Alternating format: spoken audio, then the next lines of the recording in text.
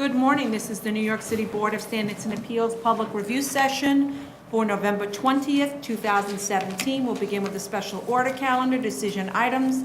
Item number 1, 24055BZ, 20722 Northern Boulevard, Queens. Right, so they requested an adjournment, which I found rather Cheryl? disturbing because we had closed this after basically the fourth adjournment, saying we were closing, that they had to demonstrate to us that they were making the changes.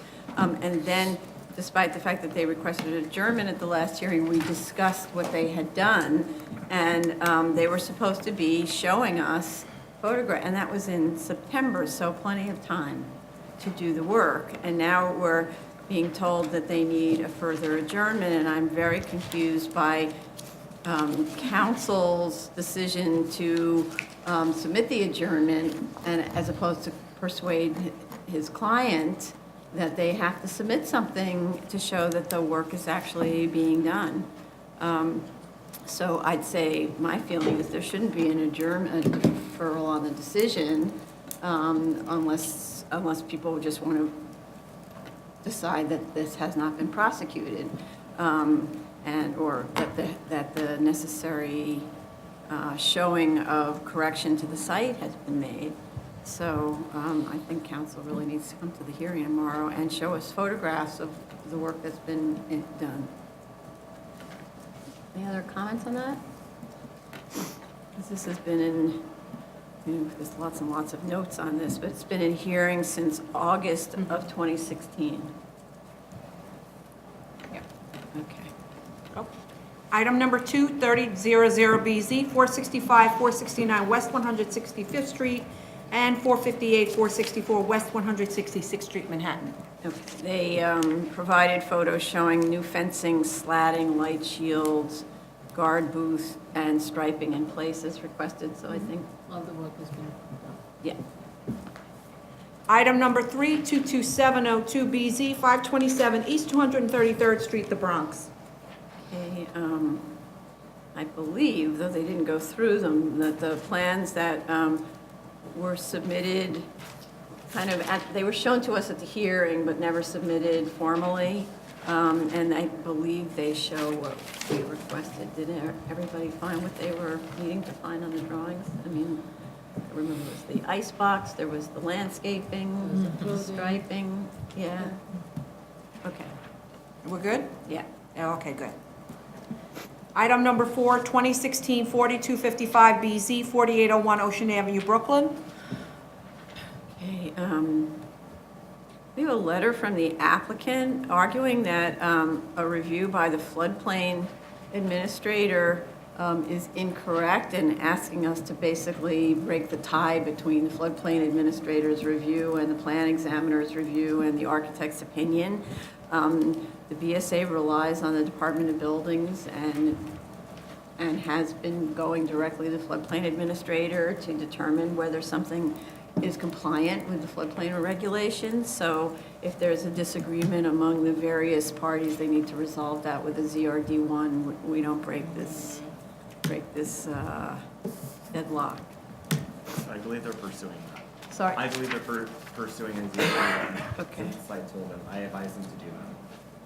Okay, and then in the meantime, they did submit one clarification drawing, on the drawing that, because that we had a concern about extending beyond the permitted obstructions on the roof. And so they put a note saying the DOB will review that. Right. And we should, by the way, in our resolution, assuming we get to a resolution, have a note that DOB needs to look at what's specifically the permitted obstructions for exterior wall thickness and roof thickness. They didn't address my comment that I had at the last hearing, and that might be because we said we would defer to Department of Buildings on the Appendix G issue, but they really need to talk about the square footage and base all their calculations on the legal square footage that's there and not the total square footage that's there, because it does shift the equation. So, I'm not sure whether it's going to shift the equation so that it becomes a major, addition to Right. the property, but they should go through the exercise for us. Are we reopening then? Or you just want something in writing or something? I don't know. Well, at this point, well, they were supposed to have responded to, that's true, there was a comment, how are they doing their calculations because they should not be including the area to be legalized. That's a comment from the last Right. hearing, which was in October, right? And though they responded to the permitted obstruction question, they didn't respond to Right. that. Maybe because they were thrown for such a loop by the floodplain analysis that they weren't sure how to proceed, but still they need to answer that, right? Okay. Okay. Good. Continued hearing items, item number 5, 70459BZ, 53 East 177th Street, the Bronx. Okay, just a kind of a note in general, there's some photos in this folder that are not related to this application. 104-06 Rockaway Boulevard has to go to it where it belongs. Okay. But relative to this application, plans were revised to show bumpers and fence and booth to be relocated. For our sort of internal relocation of those things as a condition of approval. Okay. Anybody else, anything else on that? Item number 6, 10706BZ, 140 East 63rd Street, Manhattan. We still need a posting, a photo showing the posting of the hearing in the building lobby, which we were promised yesterday, I guess, I don't know. I think he's going to bring it tomorrow. Okay, so that's a way of knowing that the neighbors were advised of this PCE that's the subject of litigation, actually. The community, but we did receive no letters from neighbors so far, but maybe it's because the neighbors who were in the litigation haven't submitted anything, don't know, or didn't know. They provided an acoustical study that was done last year in October of 2016. Seems like quite a casual study. It sounds more like the acoustical technician sort of walked around while the landlord was taking readings, because it doesn't make reference to any of the readings. It just says that the observations were made in 3 apartments where there was music and weight drops, and that the music was barely audible on the 7th floor, and that weight drops were audible on the 4th floor, and they didn't provide a copy of the landlord's study, so it's really kind of an unscientific report. And apparently, since those studies, then the engineer made a couple of very simple suggestions about not performing the activities in certain parts of the PCE. So it's not clear at all whether that had any effect. But I'm also curious, if the studies were performed in specific apartments, the neighbors, those 3 neighbors should be specifically notified. Any other comments on that? I mean, this is very similar to another PCE we were looking at, where there's 2 apartments right above that were the complainants, and they should be involved. Okay. Item number 7, 26006BZ, 112 Charlton Street, Manhattan. I didn't find anything submitted in the No. folder. Yeah. So, and they were supposed to have provided proof of the installation of the alarms, and that's it. So I don't know why they didn't respond, and that last hearing was end of September. Okay. New cases, item number 8, 49929BZ, 24870 Horace Harding Expressway, Queens. Okay, we have September 13 notice of hearing to officials, but I actually didn't find proof of service of the initial application to officials, even though the community board did issue its recommendation to approve. This I couldn't see that the signage drawings reflected all of the signs on the site. It seemed like there were many more. If you kind of look at the elevation of the building, there were lots of signs indicating activities, and then that's not on the drawings. Or you see them in the photographs, but they're not in the drawings. And they need to provide photos specifically showing compliance with the prior board conditions, namely fencing, landscaping, concrete bumpers. And I didn't see any other issues. Anybody else? No, those were my comments. Okay. Item number 9, 41850BZ, 7369 217th Street, 7336 Springfield Boulevard, 21902 74th Avenue, 73-10 220th Street, Queens. Okay, this is a compliance hearing that we calendared at the last hearing, and to require the applicant to make corrections to the buffer area so that it complies with the board's conditions. We learned about the non-compliances at the public hearings that were held in connection with the owner's application to modify the original 1950 grant. And we, at that time, so this went on from February of this year until the application was withdrawn in September. And we directed the owners at that time to make the corrections and show us photographs of the improved site conditions. What's really confusing to me is knowing there's a compliance hearing, knowing that the neighbors are angry about this, knowing that the buffer area needs attention, they haven't done anything, and we have photographs from neighbors who show they haven't done anything. I don't actually understand that, like what? That kind of obstinance to just ignore all of the indications. Okay. So we'll just keep the hearing going until they provide at least photos that show that they've completely cleaned up the space, basically. Right. And then they'll be in compliance with the Correct. grant. Correct, and this is our way of enforcing, and we could even add to it, have ECB issue violations, so that it starts to cost them money.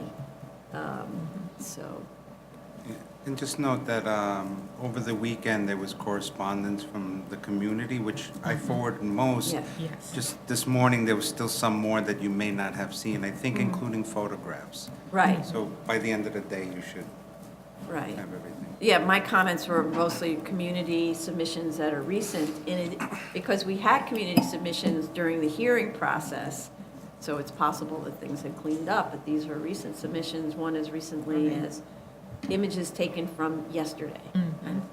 So, okay. Item number 10, 11101BZ, 9001 Ditmas Avenue, Brooklyn, 901. Okay, we have proof of service and proof of notice of hearing to officials, but we don't have a community board recommendation, and we need that. Because the application, though, is to extend hours, and there are adjacent residents who may not have been aware of the proposed extension of term, adjacent residential neighbors and those across the streets, if any, should be notified of the next hearing.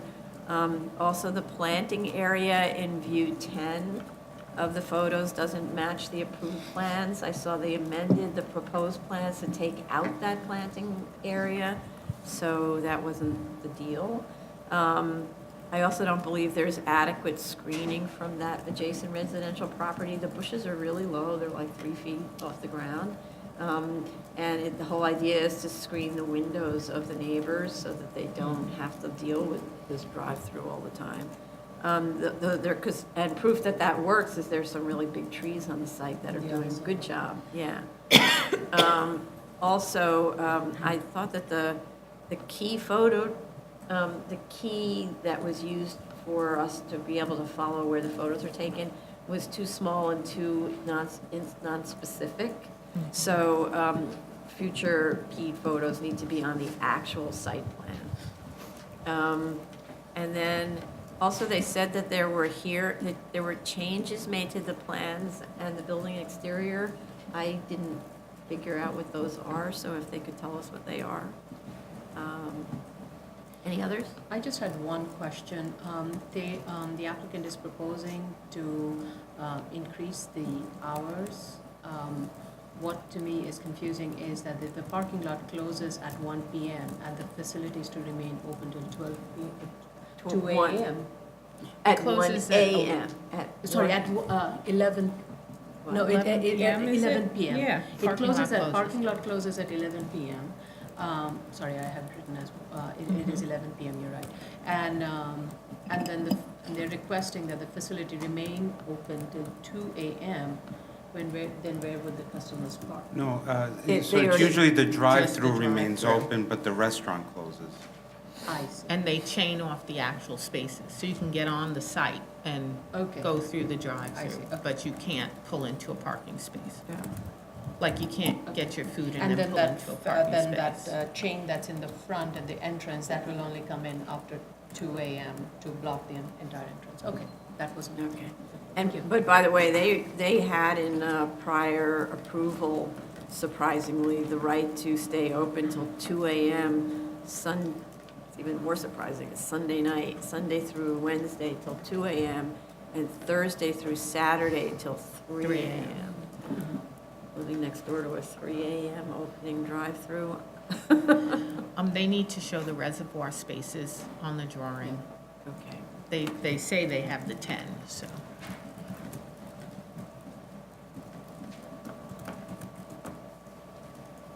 Okay. Other comments? No? Okay, this one. Item number 11, 25602BZ, 160 Inlay Street, Brooklyn. Madam Aye. Chair is going to recuse. Yes, I'm recusing from this.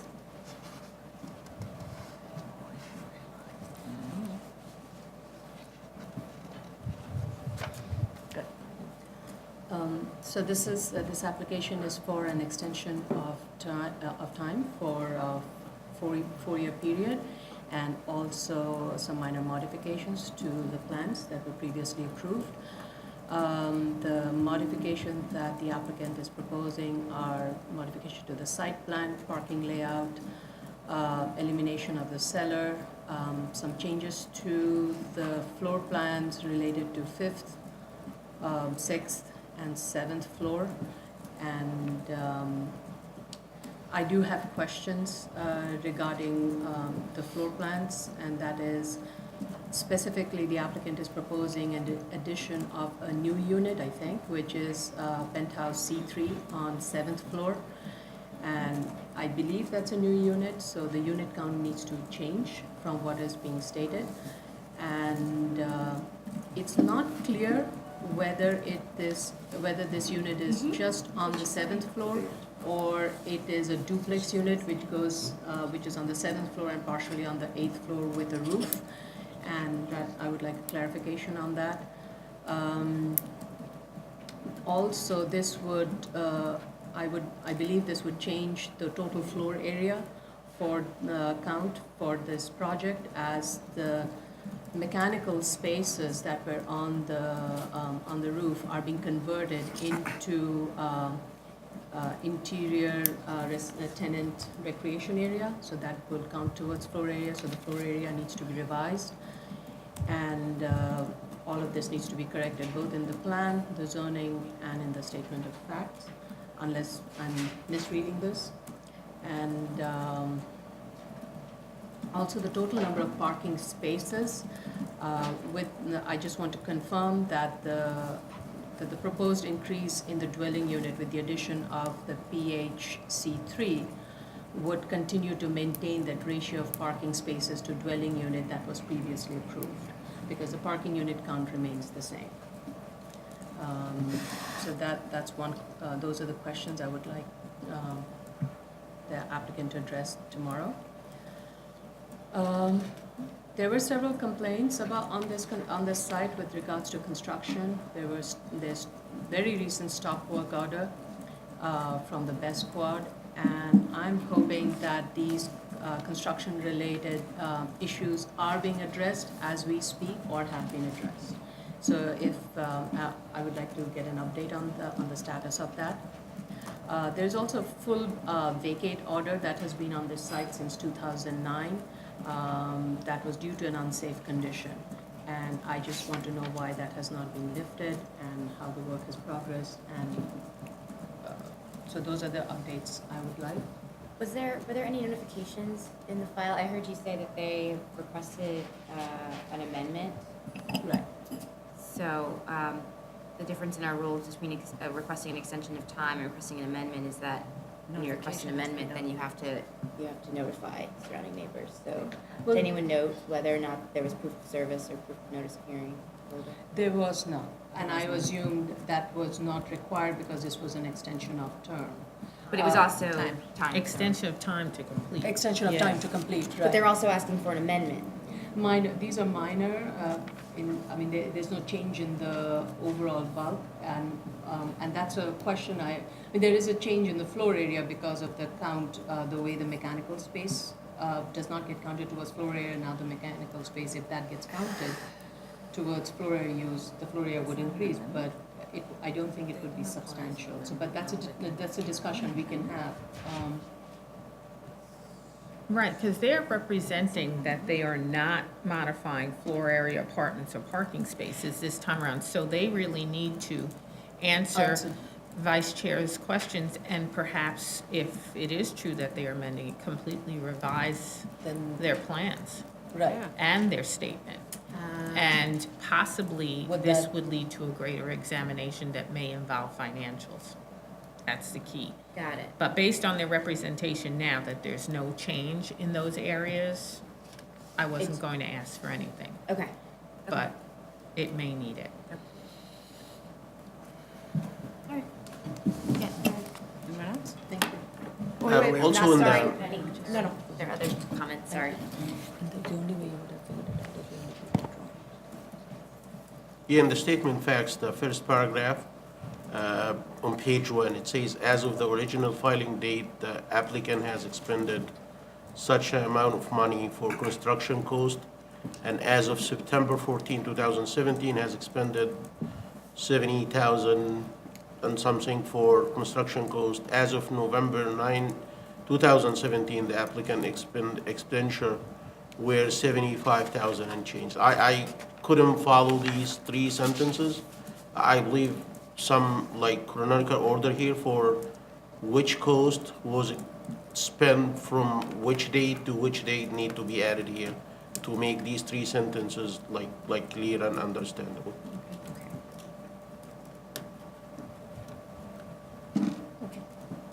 Is that it? Okay. Yep. Great. Thanks. Madam Chair? Oh, I thought she was standing right there, sorry. She moved, she was standing by the door. Okay. Ready. Item number 12, 18909BZ, 3067 Richmond Avenue, Staten Island. Okay, we have fire department sign off on condition. Oh, yeah, okay. Hold on a second, I'm a little confused there. They provided photos of the striping for 50 cars, which indicates valet parking provided. Am I reading something wrong? Yeah, I'm reading the wrong thing, sorry. Oh, 18909. Yeah, yeah. The description states this is both an extension of time to complete construction, that's what it was, I was importing from the other case. The description states that this is both an extension of time to complete construction as well as an amendment. The amendment was approved in 2016, so this is only a request for an extension of time. So just to clarify that, right? The description here Yeah. says permitting the legalization of an existing mosque contrary to use and maximum floor area and construction, and an amendment to permit minor changes to the interior layout. That's our But description. now it's just an extension of. Yeah, time. so they must have changed it as they were going, so we need to Got it. be careful about our, hence my confusion, right? So this is simply a request for an extension of time. The applicant submitted photos showing the required striping of the parking area. I'd like to know what the status now is of the fire department inspection of the fire alarm system, because they said that they had arranged for that quite some time ago. And also why the request is for a 4-year extension. Yeah. If they've already done everything Maybe they're just playing it safe, but why 4 years? That's most of it is done. Right, it sounds like the only thing left is the fire alarm inspection. Inspection, that's it. Right, and now, granted, paperwork takes a long time, and maybe 6 months isn't enough, but why isn't a year enough? And one of the conditions was that the parking for 30 spaces had to be attended. And I know it's, the photographs showed that it's been striped for that. Just would like an update as to what is being done to ensure there will be attendant parking. Have they retained a professional, or it will be just volunteer members that will be providing it? Just clarification on that. All right. Go. Item number 13, 4210 BZ, 2170 Mill Avenue, Brooklyn. Okay. So this one is, again, an extension of time to complete, but I'm actually disturbed by the explanation about their inability to obtain financing. It says the owners are waiting for the neighborhood to come around. Well, wasn't the variance based on the idea that the neighborhood was around for this use? So so my main concern is that this isn't a very inexperienced developer, and that they're going, when they say lenders, hardly anybody goes to a lender anymore. So now you have to explain to, a standard corner bank about your development in this site. But normally the projects are done with investors. So how long do we keep this going? You wait for a neighborhood to come around, that could be 20 years. And I actually don't understand this at all. If anything, you could argue it's in this overlay district. You could argue that instead of a variance for residential, it should have been a waiver to allow commercial uses, because that's what's on this sort of main block. It's really a commercial block. Not having been present during the original decision, I don't understand how residential is allowed there, but how it was argued that it should be more dense residential right up against all of these kind of sort of industrial uses, on the waterfront. Any other comments on this? So we need to talk about, can't go unlimited until the neighborhood comes around, So, okay. Zoning calendar decision items, item number 14, 33014 BZ, 1746 East 21st Street, Brooklyn. They're asking for a deferral or adjournment, whatever Yeah. it is. Right. Okay. Continued hearing items, item number 15, 27015 BZ, 338 DeVoe Street, Brooklyn. Okay.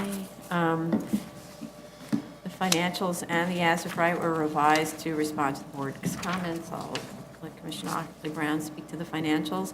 Materials were supplied November 6th in response to DEP's October 26 comments, so we still need sign-off from DEP.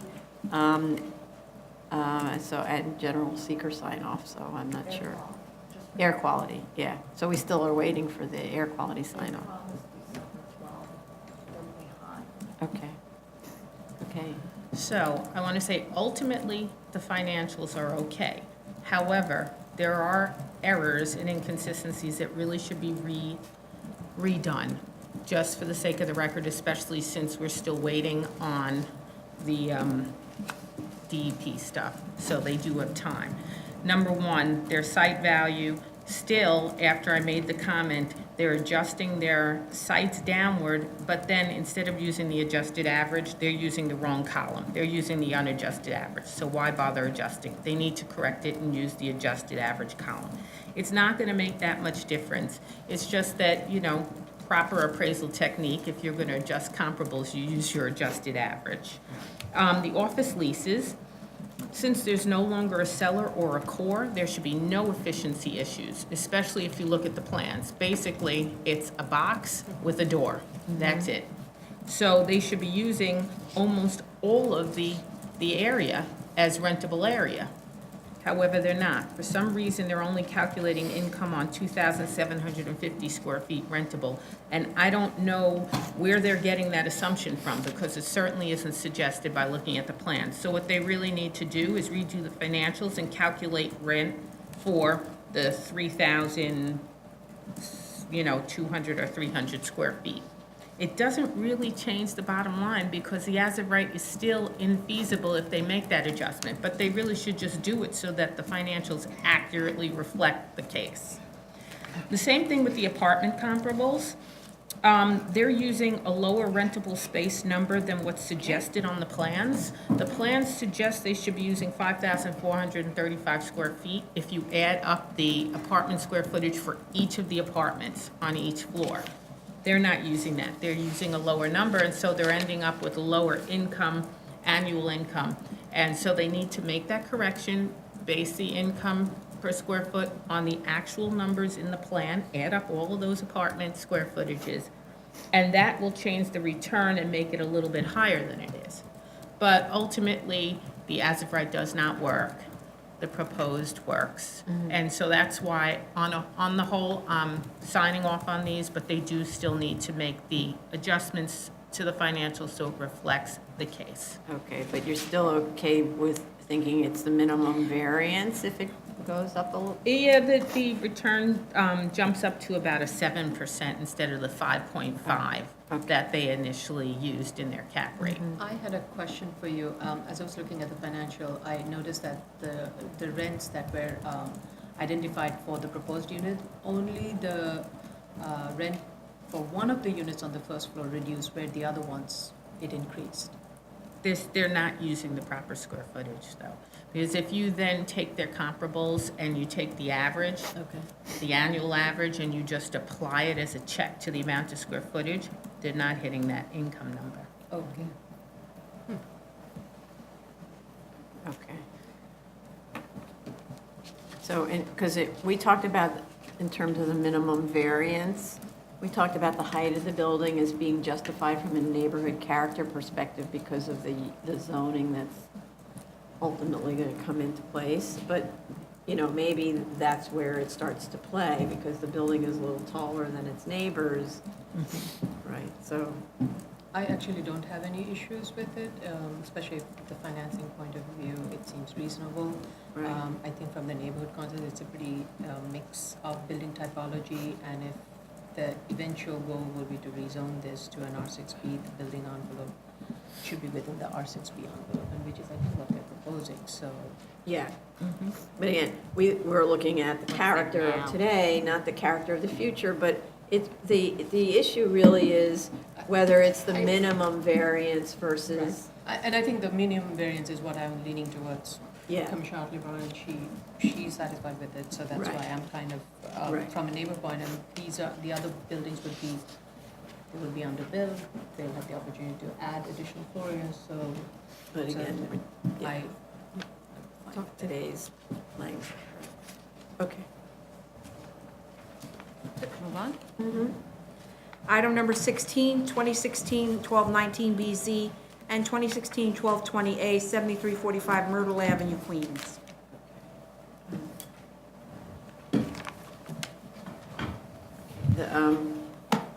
So proper notice, we had a problem with notice on this one the last time, which was a board error about getting the notice out.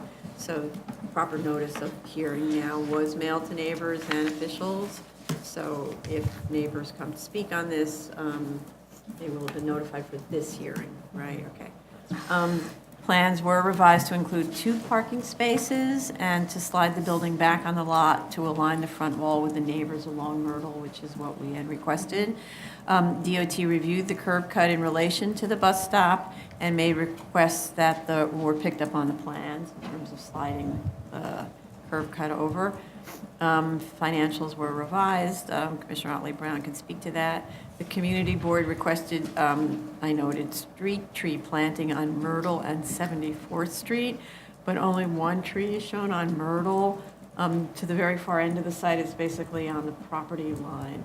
So I don't know if there are DOT restrictions on street trees where there's a bus stop and all that other stuff.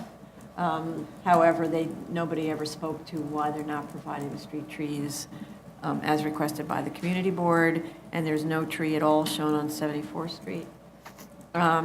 So, and just, and again, because we're always looking at the minimum variance question, though I actually believe the project is right-sized and right use for the lot with commercial on the ground floor, because that's the character of this neighborhood.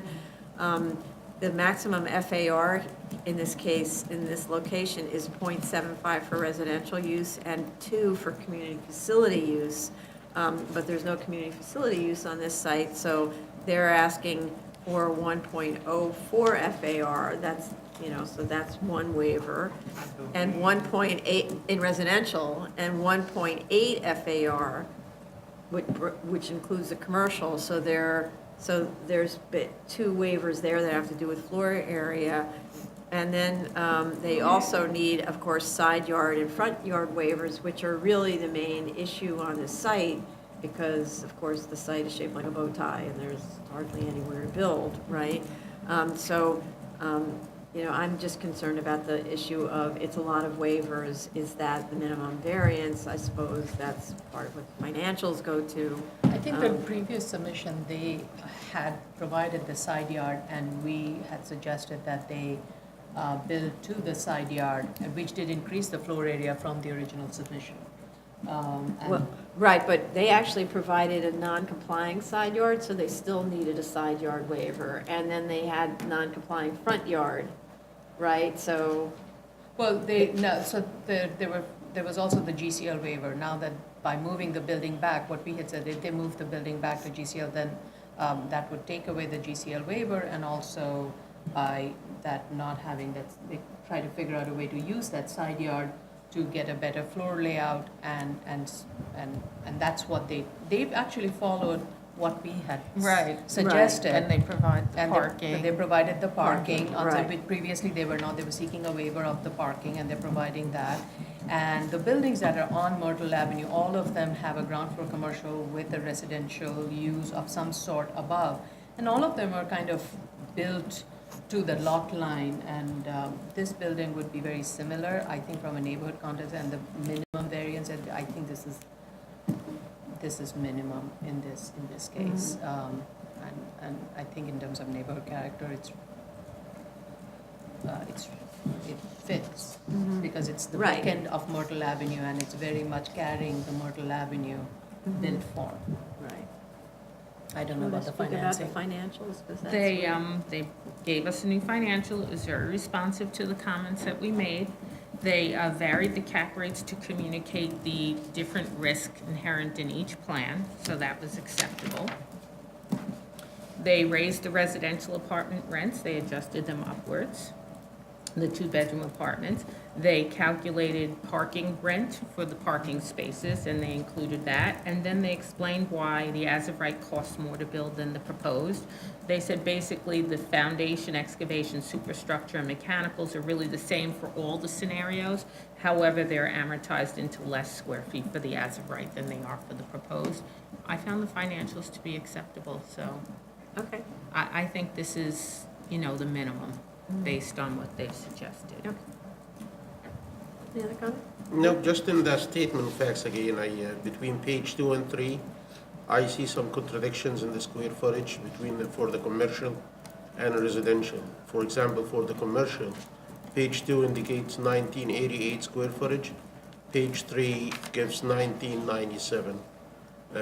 Same thing for the residential, 2781 on page 2 versus 2620 on page 3. So I believe these need to be. And what about the plans? 26, So it's all wrong. it's all wrong. Well, a lot of it's wrong. They Some of resubmitted them late don't on, Friday. Oh, It will be uploaded to SharePoint. It wasn't uploaded yet. okay, so we need them because we can't have a submission at the 0 hour that corrects things, and then we don't know if it actually corrected and coordinated, so And it's they. consistent in the financial Yeah. analysis and all of that. Right. We need- Right, I have Financials, floor 2,700 plans. residential Right, and 1,839 rentable commercial. And so it was. That's it was, rentable as Right. opposed to zoning or gross, or we don't know, right? Right. So while I said it was all wrong, like we're talking about like 10 square feet. We're not talking Right. about like a Right. huge number. It's just that there were different zoning calculations on different pages of the plan, and then different zoning calculations in the statement of facts. Okay. Um, So here's the thing, though, when we write a resolution, we pick one, for sure. and we might, Plans. right? We'll pick one, we Right. go by what the Sure. plans say. No, we go by the, okay, but if the plans are contradictory, Sorry. the plans are internally inconsistent, you end up having to just pick one. It could not be the one you had in mind. Right. So the Right? applicant spoke to the architect last week, and they resubmitted. Okay. Okay, so the word to the applicant is, you need to make sure that every single thing is coordinated, so that are no discrepancies. Otherwise, for one, we can mess you up because we inadvertently picked the one that you didn't have in mind, and it's not our fault. You did it to yourself, right? So everything needs to be gone through and corrected and submitted immediately. Okay? And this is plan, chart, statement of fact, and financials. Right. The 4 things. Just Line making sure chart, we're on the statement of record. facts, the BSA calculation sheet, Right, yeah. the calculation sheet that is on the drawings. Right. There's more than one on the drawings, all of them. I don't know why that's so hard, you know? It's the most basic thing. A lot of people make mistakes. Okay. Move on. Yeah. Item number 17, 2016-4127BZ, 1547 East 26th Street, Brooklyn. Okay. All right. So I actually saw no change in the floor plates between the last submitted plans in May and the recently submitted plans. That's very distressing. I don't know how to make it any clearer than we've already done. 50% of the existing perimeter walls need to be retained on the perimeter, and 50% of the existing joists need to be retained, or there's no threshold finding for the special permit. You cannot subsume the entire existing house inside of a doubling or tripling of its size. We specifically disallow this in every other application, and we had an application very specifically that tried to do this exact same thing, and we told the owner, if you want a special permit, you're gonna have to go back and redesign the house. And they did. And they came back, and they have a perfectly nice enlargement, et cetera, et cetera. So, I don't know how to make it any clearer. That's the rule.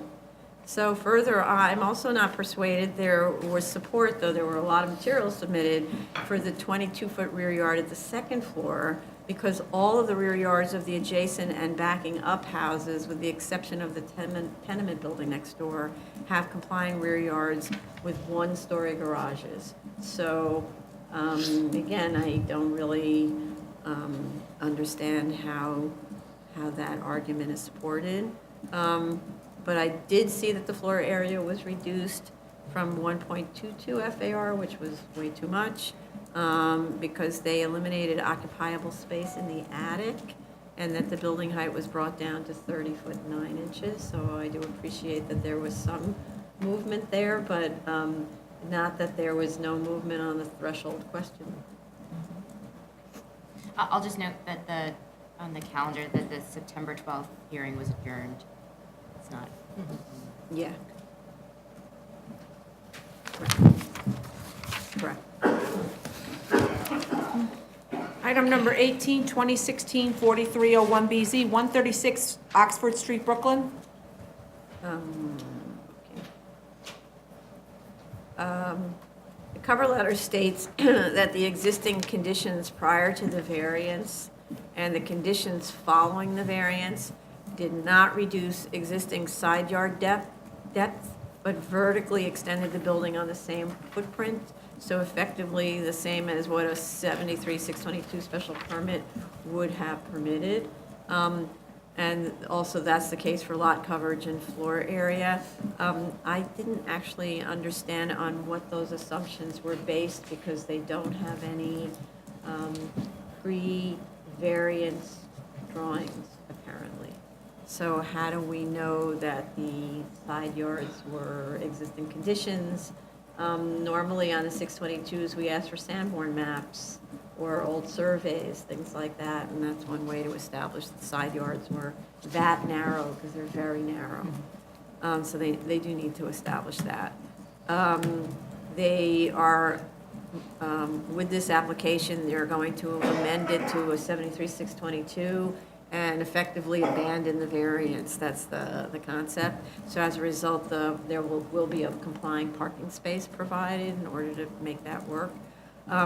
The architect really needs to come in, and the architect needs to come in and explain the following and why his description isn't why it doesn't represent a total demolition of the building.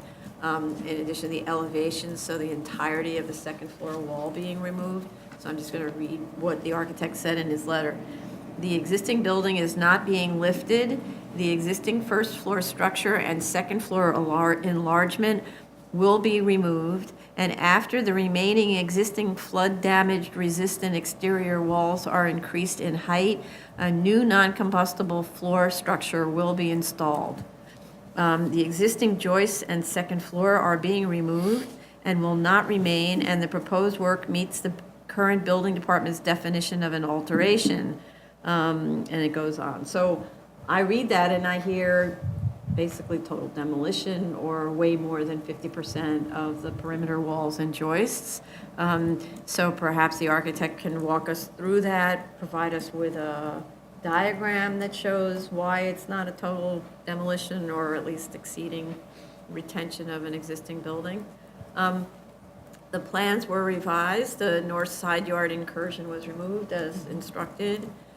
Dimensions on the existing drawings versus the proposed actually don't match.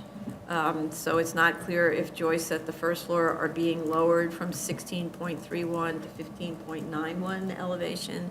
That's the same for the width of the existing building versus dimensions of the areas to be retained, since I think the area to be retained is larger than the existing building, so that would be an interesting trick. The total height from grade is 44.4 feet. The attic level adds 14.5 feet to the total building height. The height to the unoccupiable roof over the attic is not dimensioned, but it's approximately 37.5 feet above grade. So according to the provided streetscape, the peak of the attic is higher than the neighbor by nearly 4 feet, if not more, because it's not dimensioned. This seems unnecessary, given that there is only mechanical space to accommodate in the attic. The height has actually not come down since the last submission, and we talked about it. And I think really the attic form is really awkward. It looks like a house was flying around and landed on top of this house. And typically we see dormers when you want to add some height to get standing room, for example, a boiler. So I think that it's quite an awkward building.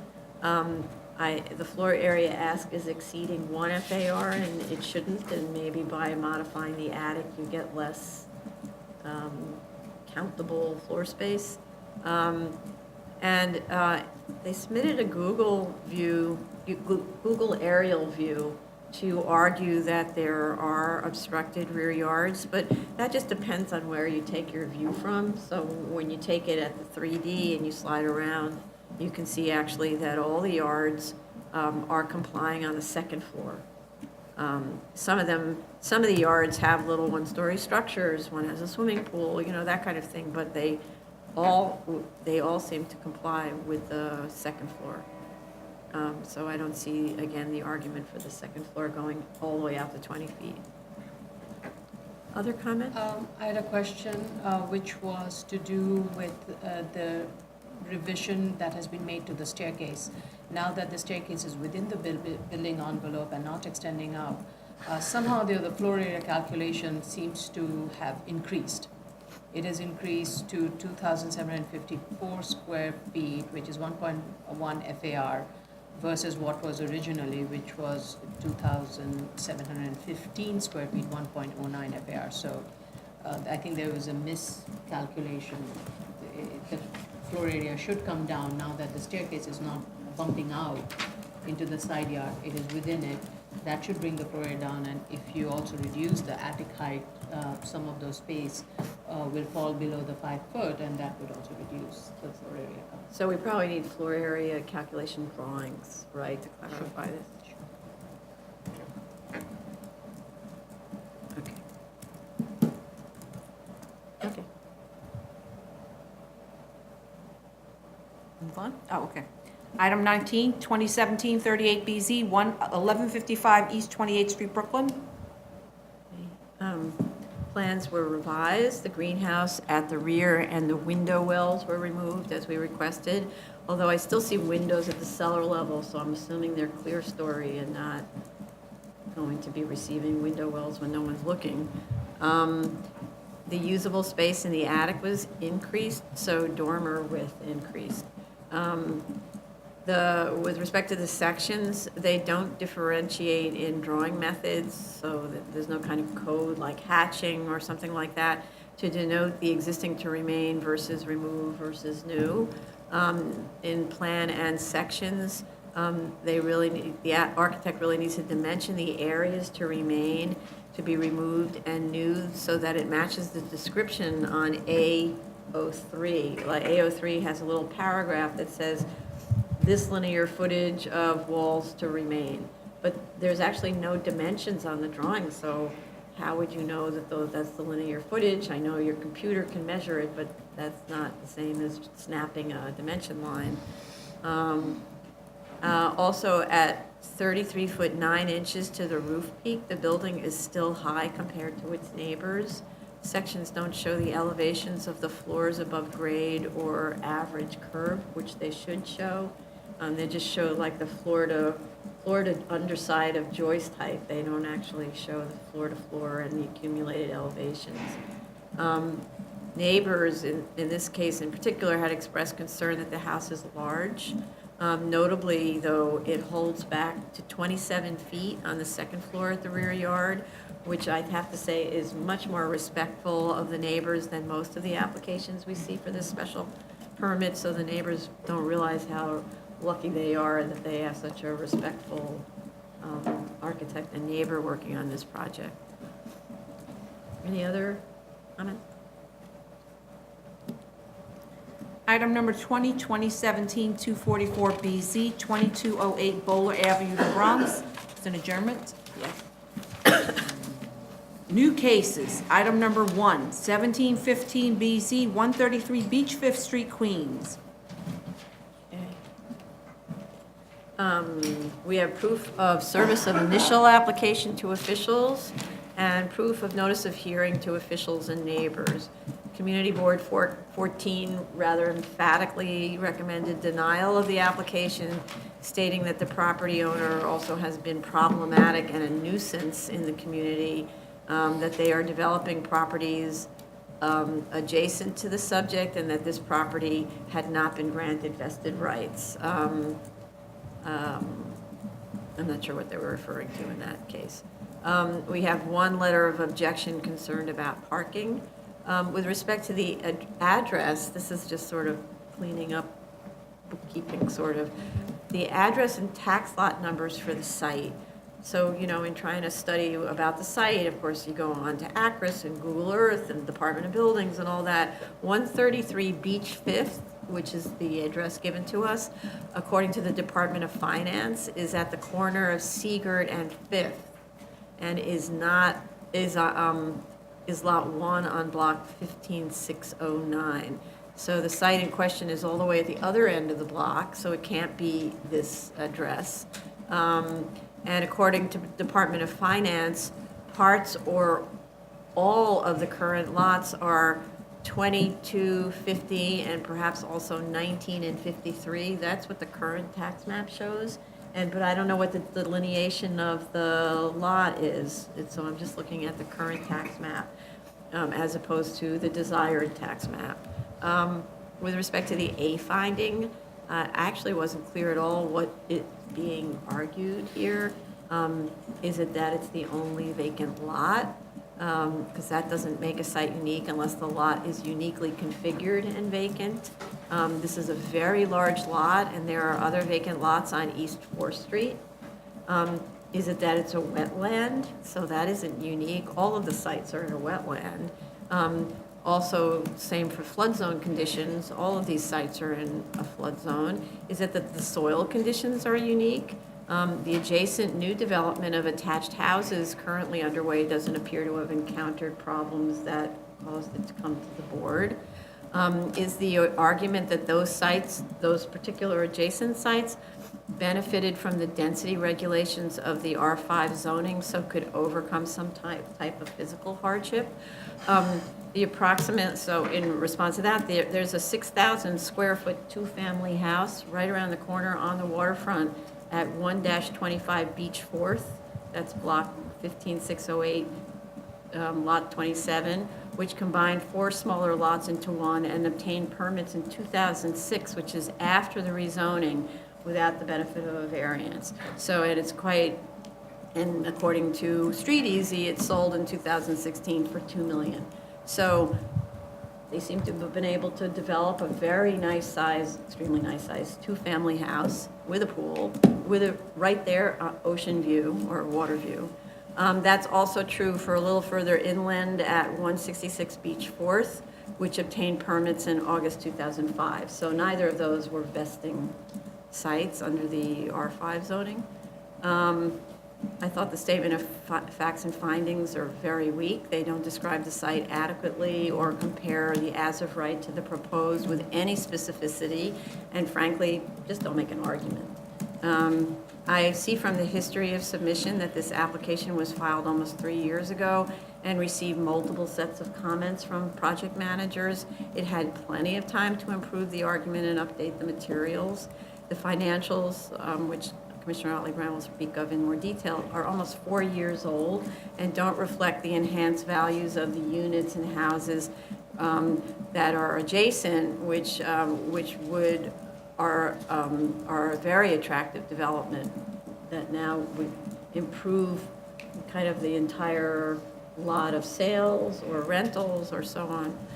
With respect to the waivers, the maximum density allowable on the site is 17 units, so the waivers have to include a density increase. With respect to the parking waiver, this site is absolutely inaccessible without a car, so how could someone operate without one and actually get to the site? With respect to neighborhood character, you can't look at the character in the R6 district, you have to look in the R4A district. Photos of the site are 3 years old and should have been updated since there's a townhouse development there, which is actually now the units are available for rental. And just as a footnote, I really think you shouldn't have to wait for the BSA staff to tell you things. If you realize your application, you should realize your application is weak and correct it, or that it needs updating, or whatever, if it's so old, right? Others? Yeah? Sorry, just for the waivers, they need a use waiver because the. Yeah, It's- no, I was only talking about the 2 waivers. One was missing. They didn't get a waiver for density. I think they are requesting it. So they're requesting the parking density factor, perimeter wall height, maximum building. No, that's what, so their argument was DOB made a mistake in objecting to all of these things because there's no allowable use for multifamily housing. Since there's no use, there are no bulk regulations. But sometimes there are regulations that exist even in the absence of the bulk regulations, like density. Density exists no matter what the use regulations are, right? Okay. So, I'm just saying it because at the staff level, that's what we determined with multiple. So Right. I just want to make sure there's not. yeah, confusion. but I think that one's missing. Okay. I think that there's a density waiver that's in there too. Okay. The zoning resolution has those kind of funny, like outlier sections that come into play no matter what the uses are. Sometimes very confusingly, but there they are. So even though here the use change by, if you go to the zoning definition of use, I mean, only detached, 1 and 2 family detached homes are allowed, but the density factor still is applicable whether it's a 1 and 2 family or multifamily that is Okay. being Right. proposed, so That's, that that's the waiver. point. Right. Okay. But meanwhile, then they said, well, we don't need to look at whether we need a height waiver because the use isn't permitted, but you can still be informed by what You the could height have- is in the You could R4A. have built, I mean, theoretically, one could have built a multifamily building and asked for a use waiver, but have the built form that was very much within the R4. I'm just theoretically Yeah, saying. yeah, that's It's right. possible. So, because we would be guided by the massing in the R4A, Yeah. and, you're also guided by the context, so it's true, there are all those little townhouses At least that, the basic perimeter height and the maximum building Yeah. height, that part. right. I just want to talk to the uniqueness. I'm unable to dig out the drawing that was submitted, but there was a DEC drawing that showed where the DEC buffer had to be provided.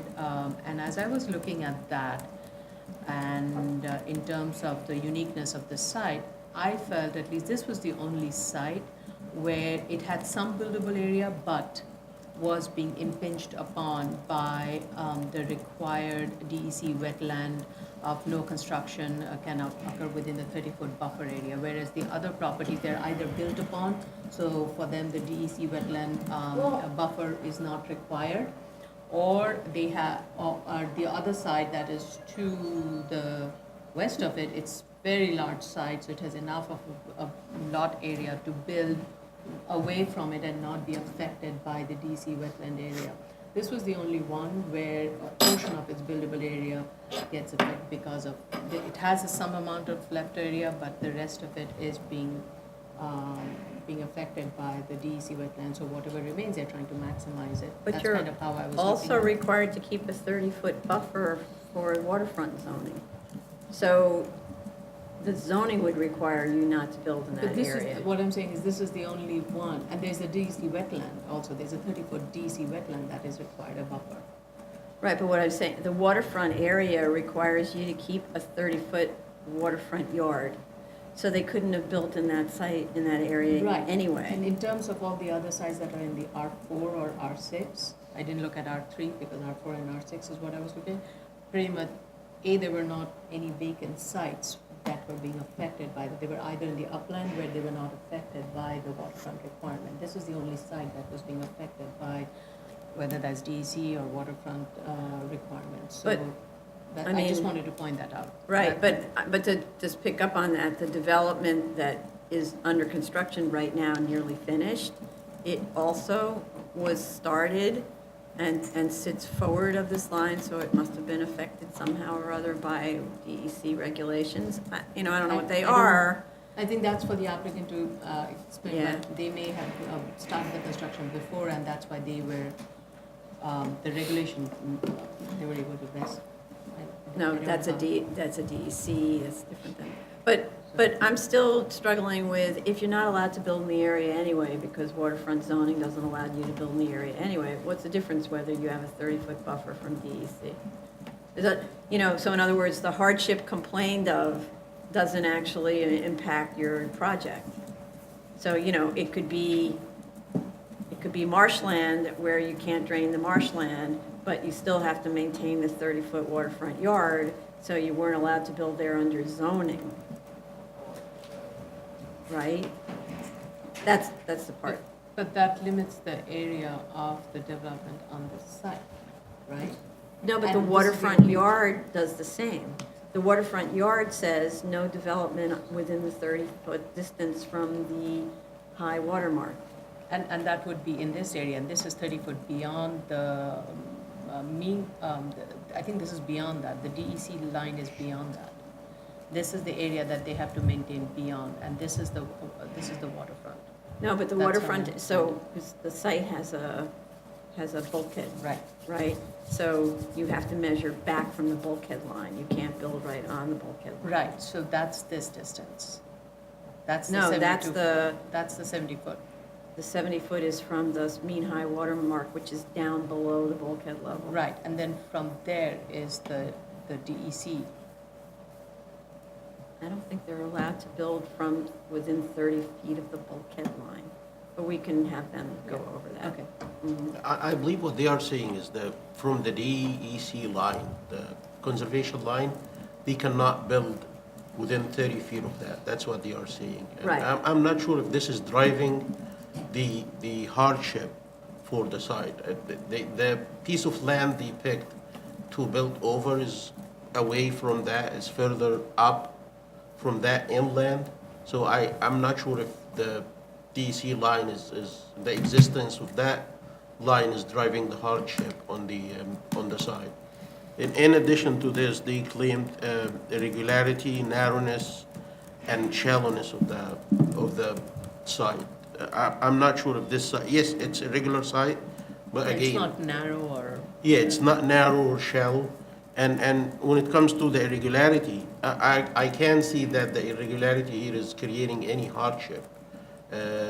Because even the piece of land they selected to build over is all the way up on the site plan, and they didn't even go with like a rectangular area to build on that. The way they shaped it is they went with an S curve. So they actually voluntarily elected to go with an irregular shaped piece of land to build over, because it looks maybe more nice. So the DEC line doesn't follow the same curve? DC line is the curve that they're following. No, but they're following a more extreme curve than that. Well, it's the DEC, that's the DEC line, then you have to maintain another 30 feet from that, and that's the line that they're maintaining. It's parallel to the DEC line. That, I mean, that's the question. That one looks more gradual than the one they're actually using. What I'm saying is if irregularity is a problem for them, if it's a hardship, they could have elected to go with a rectangular piece of land to build over that, and they didn't do. They elected to go with an S-shaped lot on the bottom side. So Does that affect the construction, and does that add to the cost? And that's, I don't think it does. because in the as-of right also, they're maintaining the same S shape to build, so they build on one side on 5th, 3 units, and on the 6th Street, 2 I units would because say- of the S shape. It just makes it So like they nice maintain the same looking footprint. facade, that's it. But it doesn't add significantly to the cost from the engineering perspective. The other thing is the subsurface conditions. They are saying that the subsurface are unique. I couldn't understand why the subsurface is unique in this area. Yes, I understand that they have weak subsurface, including the liquefiable sand and the compressible clay material.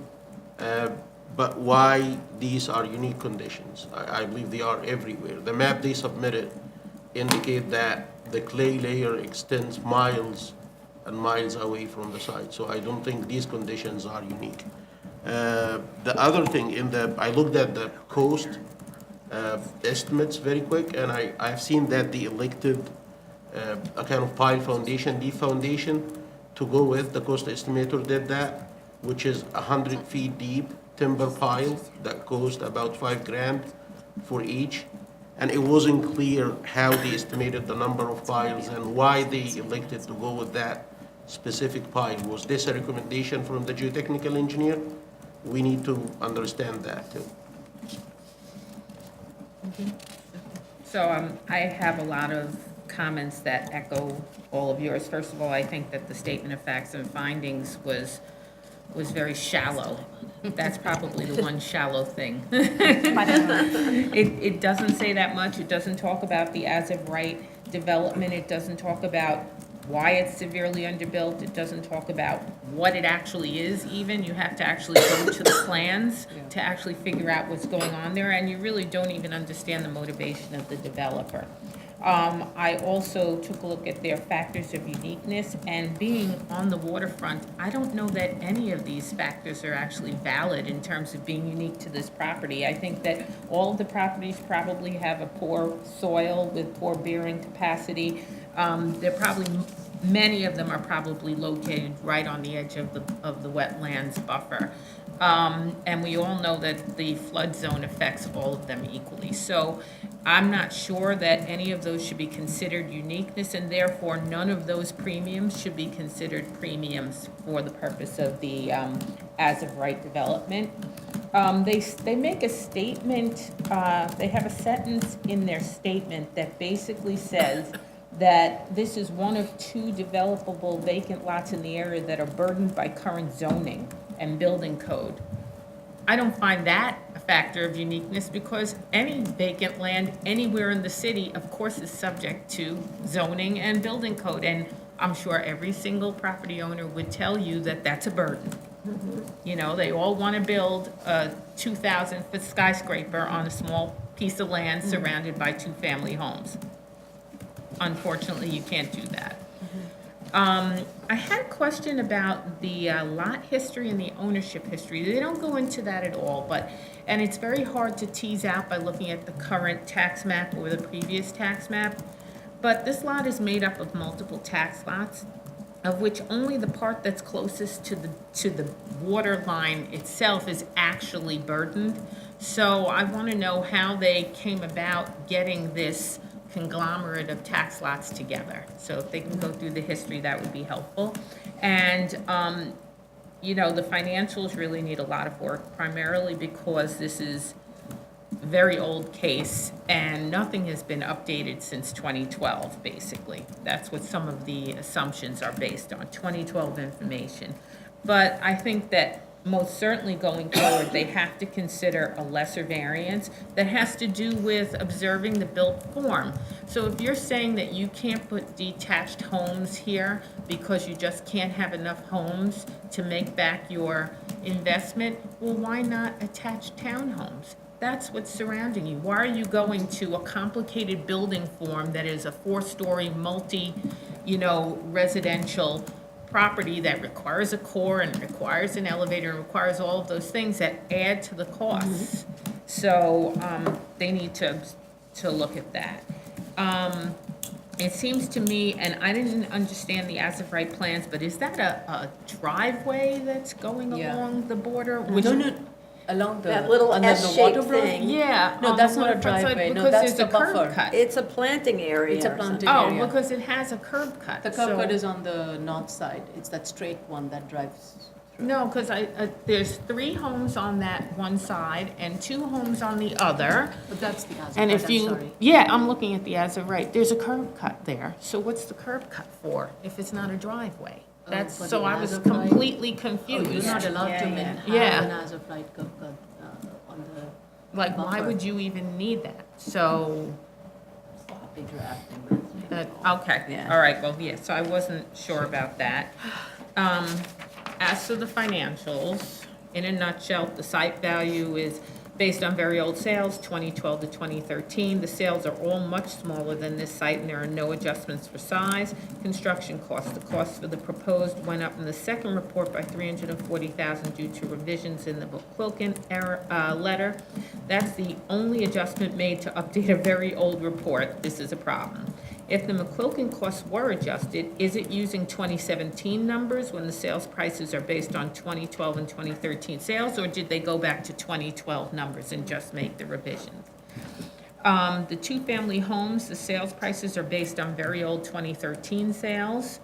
And why aren't the sites that they use that are further away from the beach considered inferior sites? And why are attached homes used to value detached homes in the as-of-right? For the condo sales, it's based on very old 2012 and 2013 sales, and there are also 2 asking prices that need to be removed. And the parking at $10,000 a space is based on what? There are no comparables used at all.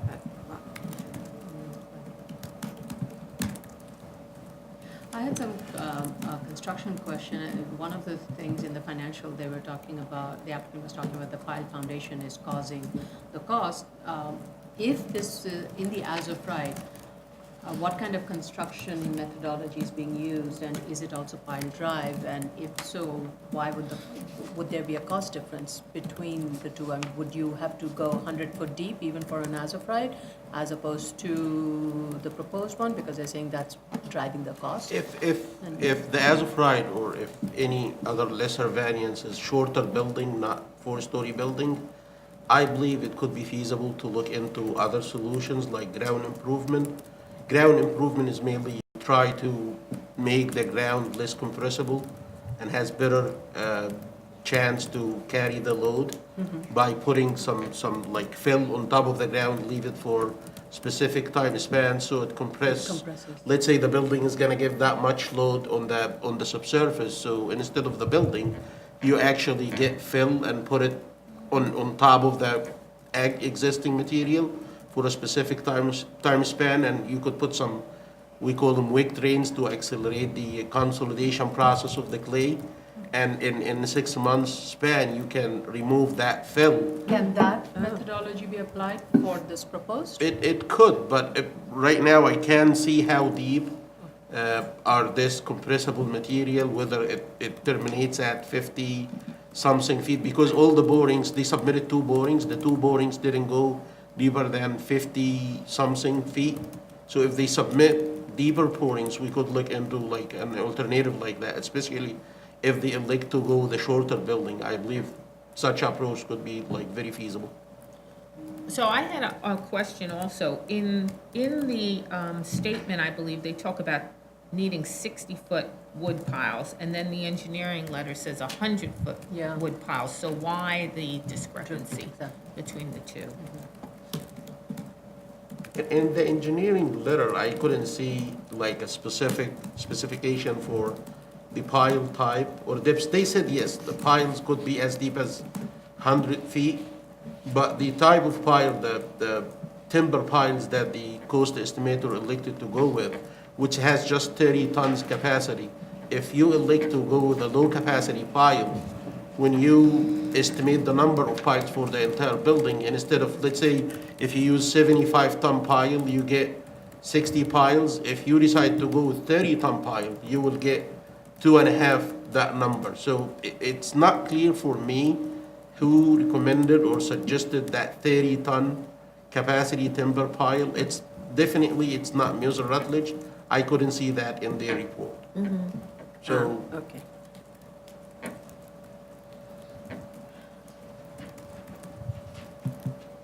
Okay.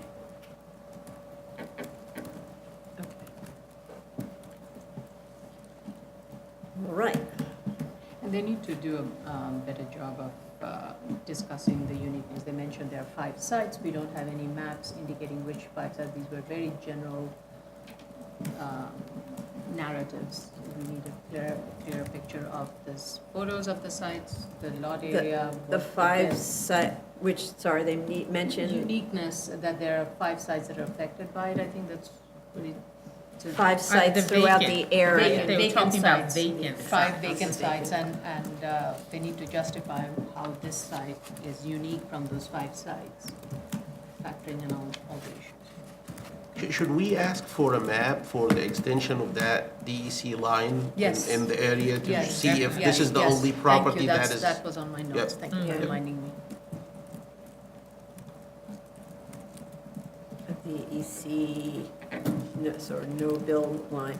So, you know, with respect to that, if you look at an aerial of this area, this is all marsh, right?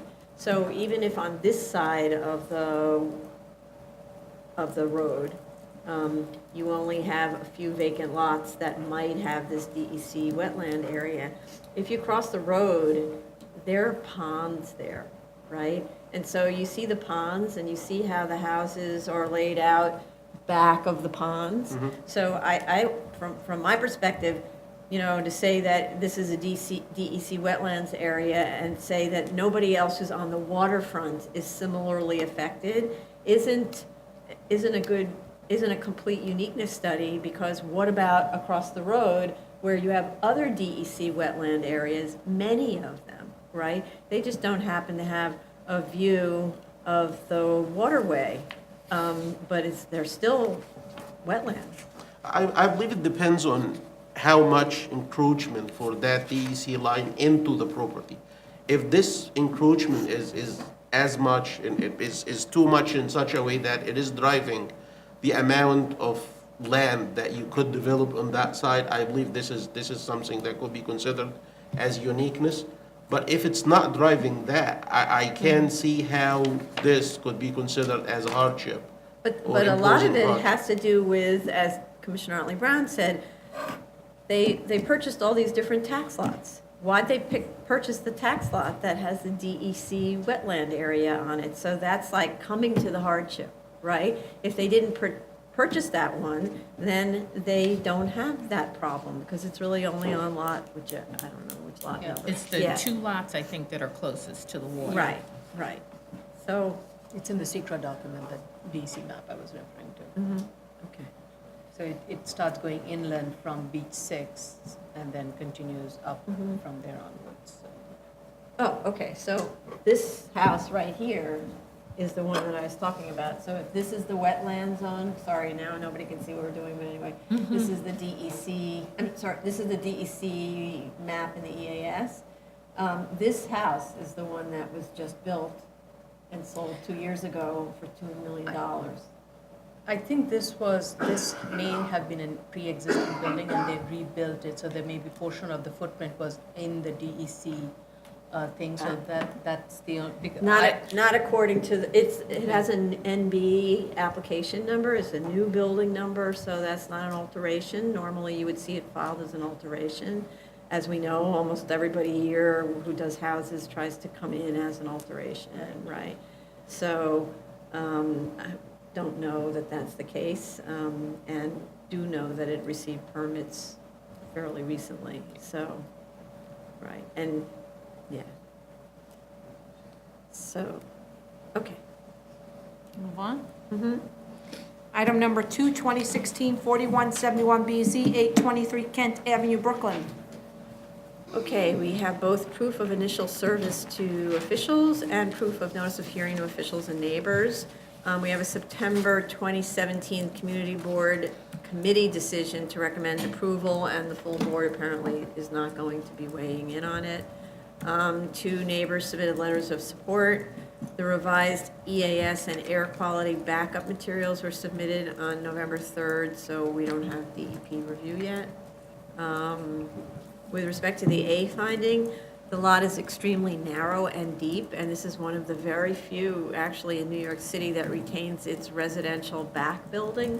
It's one of my favorite subjects of New York, these back buildings. Although I note oddly, on this one block, there are 2 others that you can actually find, but they really are an anomaly. Further, locating a commercial building on the same lot with the residential back building really would be an incompatible use, in addition to being too narrow to accommodate a viable commercial tenant, especially due to the need to maintain street access to the back building. So even if you built kind of over the access, your ground floor would have to maintain wide enough access for a car, so at least 8 feet, or not Right, sure which what. is what their as of right has shown, that Yeah, the ground floor But sets back and the second floor overhangs a little bit. right, but I'm not even sure that would be a legal approach to it, because, which goes on, so, so I had a few questions about whether what's even proposed, either the as of right or the proposed, is legal. First of all, are there multiple dwelling law issues here with respect to the distance between the legally required windows, the opposite building, and the side lot line? So I'm concerned that there may not be adequate distance. I do understand the applicant applied section 23-711 with respect to distance between buildings on the zoning lot, and that's how they came up with 40 feet. But there's, I'm not sure if that's the only applicable standard, multiple dwelling law being one. Also, whether the bedrooms that are proposed on the side that look into this 8-foot area, whether that complies with the multiple dwelling law. With respect also to the D finding, at the very end of the statement of facts, it mentions that the premises were held in common ownership with Lot 22 adjacent, and then it doesn't go any further than that. It just kind of mentions it in passing. They really need to go into whether the subdivision of the larger zoning lot created the hardship complained of. In this case, it was a city-owned lot. Both of them were. So there's there's an approach that you can take about the city having made those decisions, but it can't be just glossed over. There were two separate lots, right? Before city acquired them, and then The city, yeah. Then the city disposed it through the NRP program. Right, so it Through traveled. this trust fund. Yeah, so they thing. traveled Sorry. together to that program. Right. But then the program sold them off to different Right. purchasers, right? Yeah. So they definitely have to go through that and why they didn't create their own hardship, or why a predecessor entitled didn't create the hardship. And with respect to the building design, I don't see how those balconies can project over the street line like that. That's just not allowed. Also, they have an areaway in the sidewalk for the light well to the cellar. They should take that out. At the very least, it needs a revocable consent. And I just don't think it's an appropriate thing to do with the sidewalk. And the cellar, as a reminder, is not to be used for residential occupancy because it sort of started to look like that's what they had in mind. We need also a streetscape study to show whether the proposed building height and the penthouse are in keeping with the characters of the neighbors, as they claim they do in the statement of facts. And then lastly, I'm not sure that a passageway either adjacent to the building or under the building would be permitted access to the residential back building today. You know, back buildings historically had little tiny 28-foot wide alleyways that got you to the back. But today we have fire codes, we have all these other things. So I don't know what the fire department would require or building code requires in terms of access. And then, because the other part of it is the back building won't have frontage. So it won't meet the frontage requirements. But doesn't it have an 8-foot wide, that 8-foot wide walk, you know? Yeah, they're proposing an 8-foot wide Right. access way. Is that gonna be deeded to the home behind with an easement granted to the front home Needs to to be. build over? Or, I couldn't figure out how they were gonna work that out. Yeah. The other part, I was thinking more like, would this fit under building segments on the same zoning lot? And thereby, the second building does not need a frontage. Well, So, so there's zoning frontage, sort of, and then there's building code frontage, and then there's general city law frontage. So each Oh. one of those comes into play. Who wins? Don't know. So,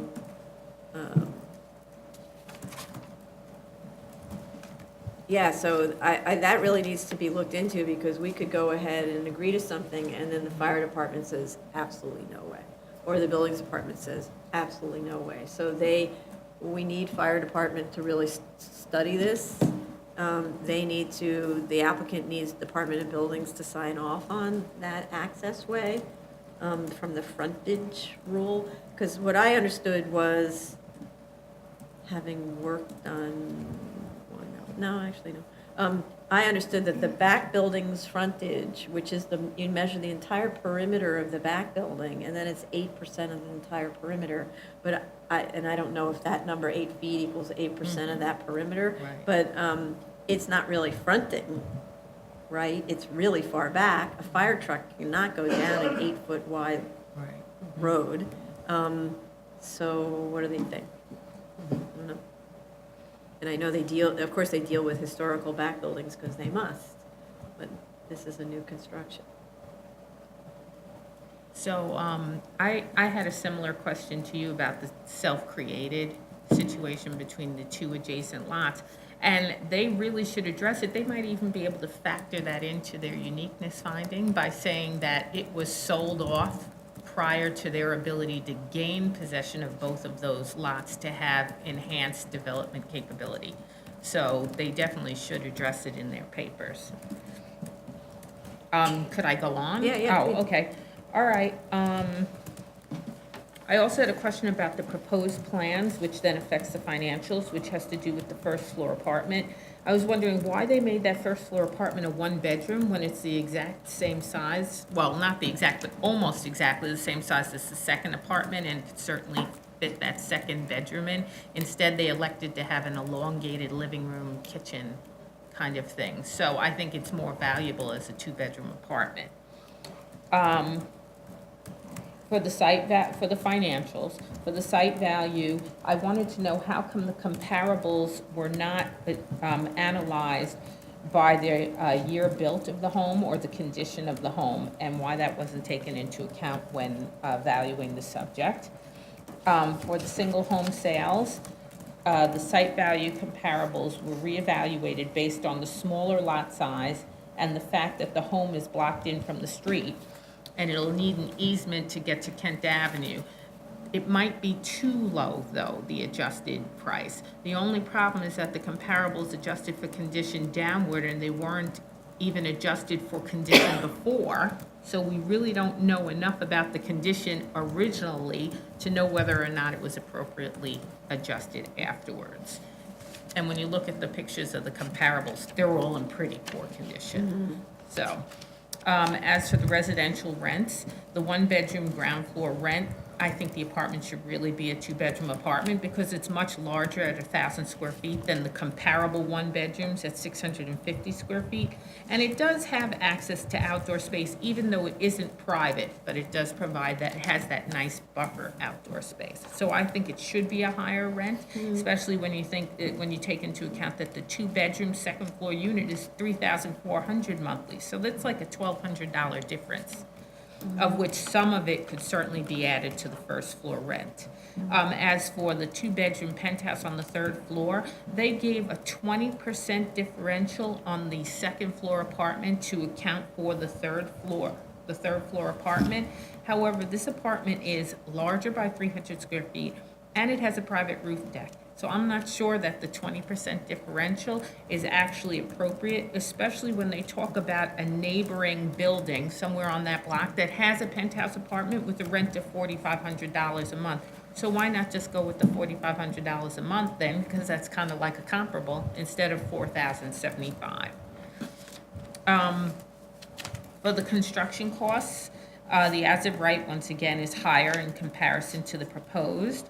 And it seems like there's so much more for excavation, concrete, masonry, steel stairs in the as-of-right than the proposed, and I would love them to explain that to me.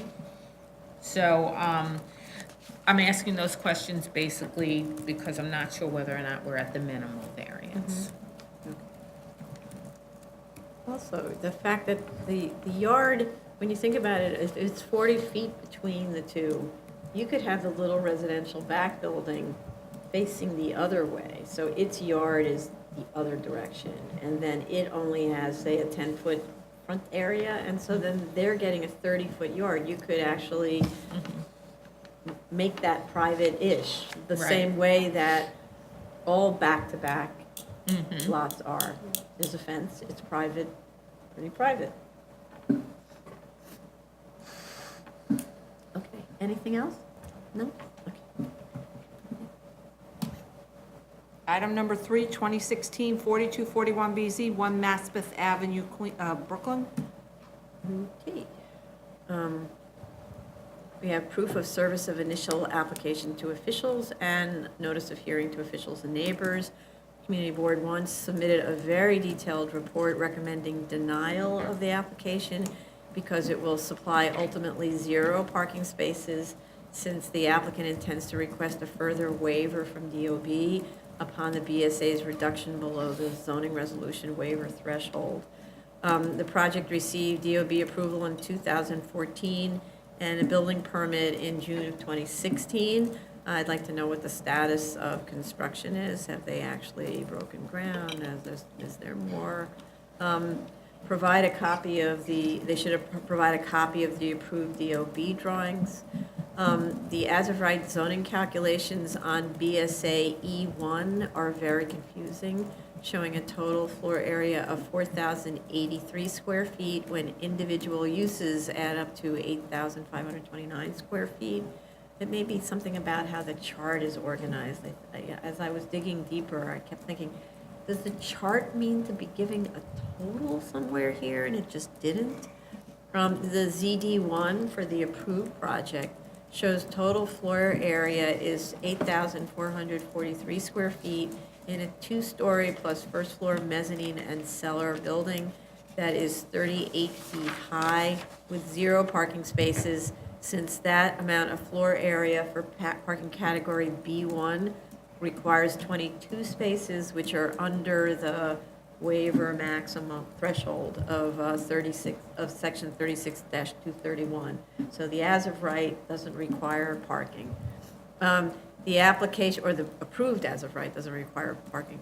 The application is intended to facilitate development of a much larger building than the one that was permitted, with 16,664 square feet and 4 stories plus 2 mezzanines and cellar and 60 feet high. The as-of-right parking requirement for parking category B1 for 14,579 square feet of ambulatory care, and use group 6B office, that's combined totals, is 36 spaces, and for 2,066 square feet of retail is 5 spaces. So the special permit, if granted, would bring that number down to 23 spaces in total. And then the applicant assumes that it would receive a further waiver from DOB, so eliminate the requirement. The statement of fact states that the ambulatory care portion of the premises is being developed for a specific user. The parking study for the ambulatory care relies entirely on a study that was prepared for an early 2017 BSA-approved project at 168 Havermeyer, also known as 238 South 3rd Street. That site contains a medical practice that had been operating at that location for 30 years in an existing narrow L-shaped building that was to be enlarged. So it would have effectively been impossible at that site to add parking to the project. The parking utilization study was therefore based on the actual practice at the site, so data was very specifically tied to that actual practice. So I'm not persuaded at all that the practice on Havermeyer is the same as this practice, especially reading up on what this doctor does and the kinds of services performed. So the parking study really should employ the standards that we use for locally based medical, right, that are in the EISs and so on. Did you want to add something? I just wanted to, I agree with you on that point. I felt that to use that medical office, 15-person trips per 1,000 gross square feet might be understating what's going to go on here, because this is pain management, and pain management, a lot of people are getting like injections and things that they need accompaniment. They're Right. not walking back home afterwards. They're coming with a car, and somebody's either waiting for them or they're parking themselves. And so I thought that that was not a good example to use to base this parking study on. Right, okay, quick, yeah. And there are other kinds of services, not just pain management, other kinds of services where you come in just for a few minutes and then you're out the door, so.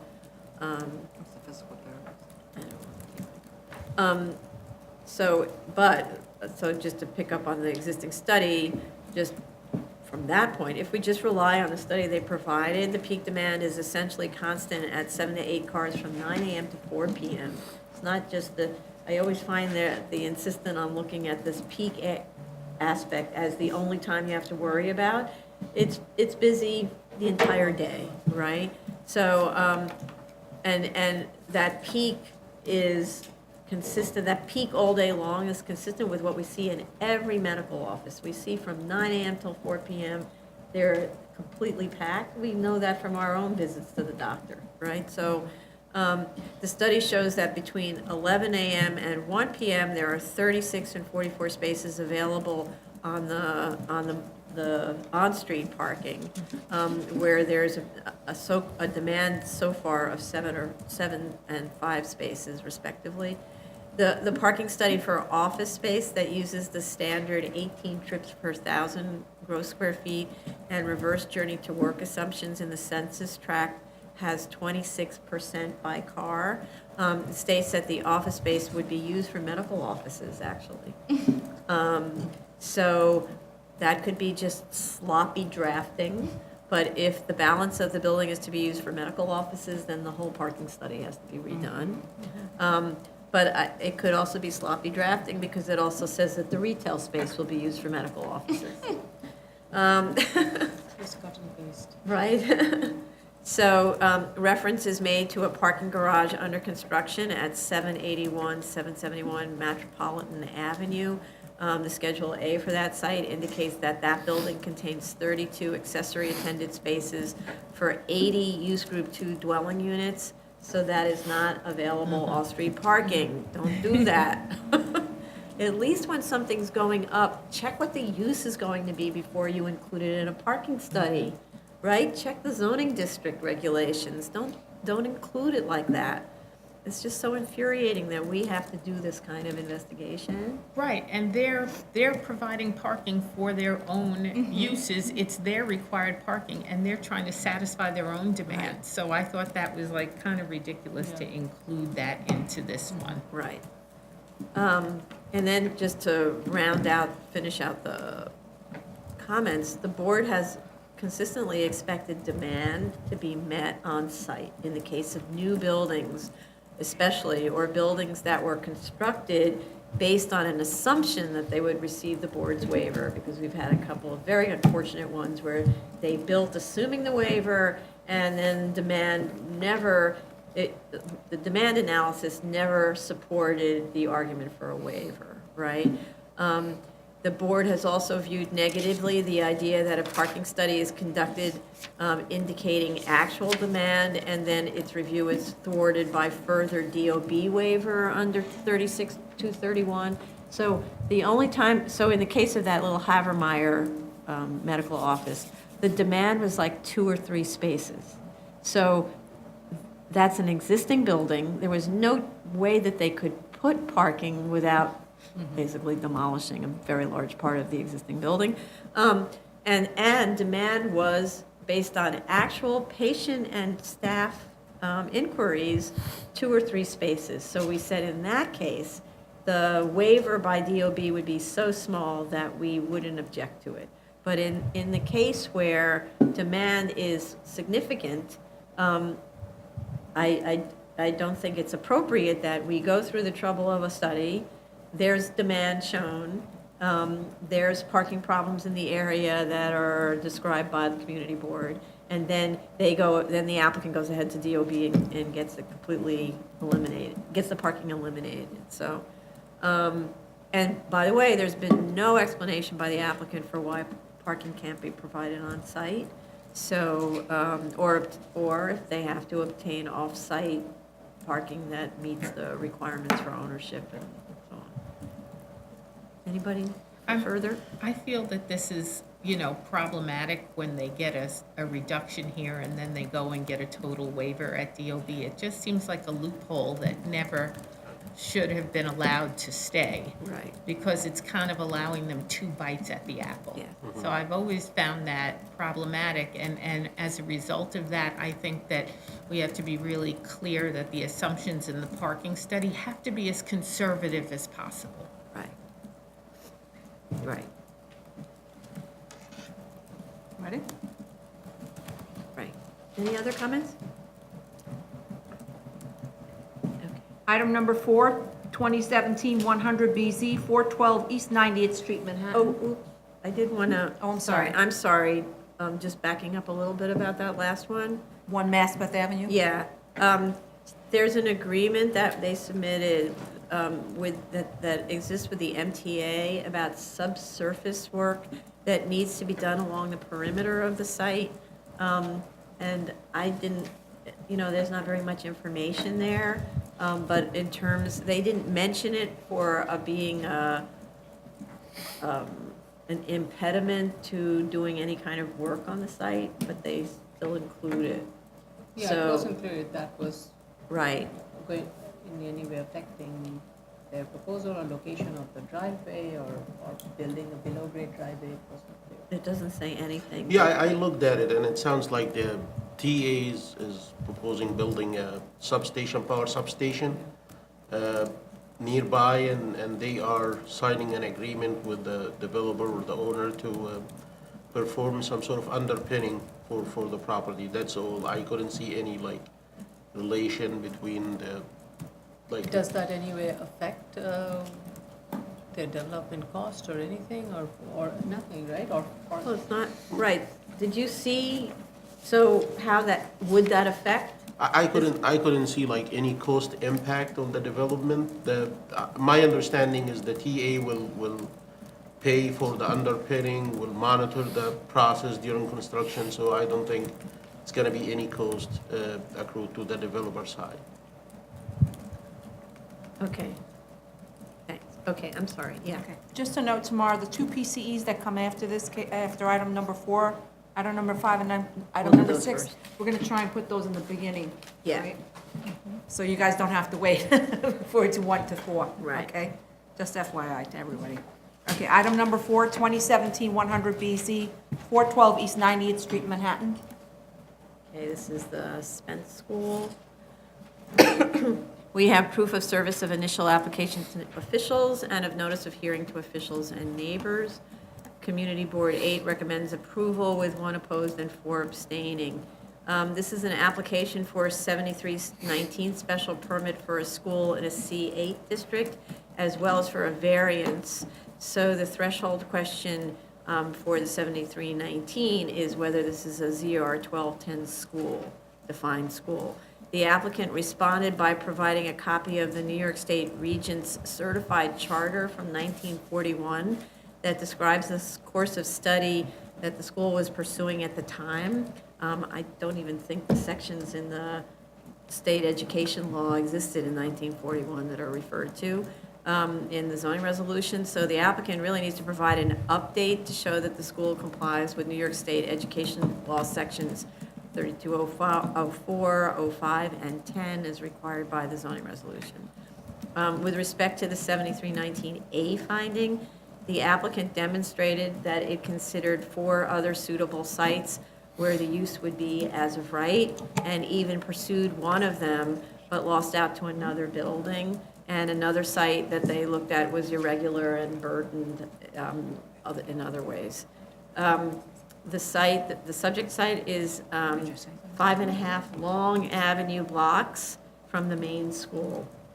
So I'd like to understand much better how it will operate, especially for the science programs.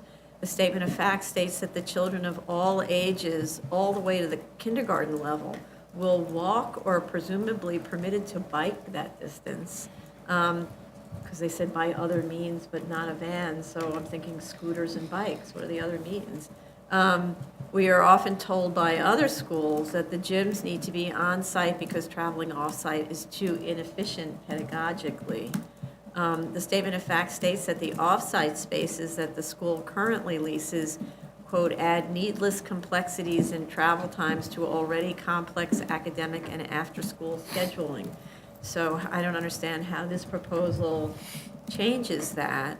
The statement of fact states that the need for off-site leasing will only be reduced by 30%, which according to the map provided is only 9 venues, only 1 of which is in Westchester and 2 of which are in Brooklyn, but the other 4 are right around the neighborhood of the school, actually closer than this site.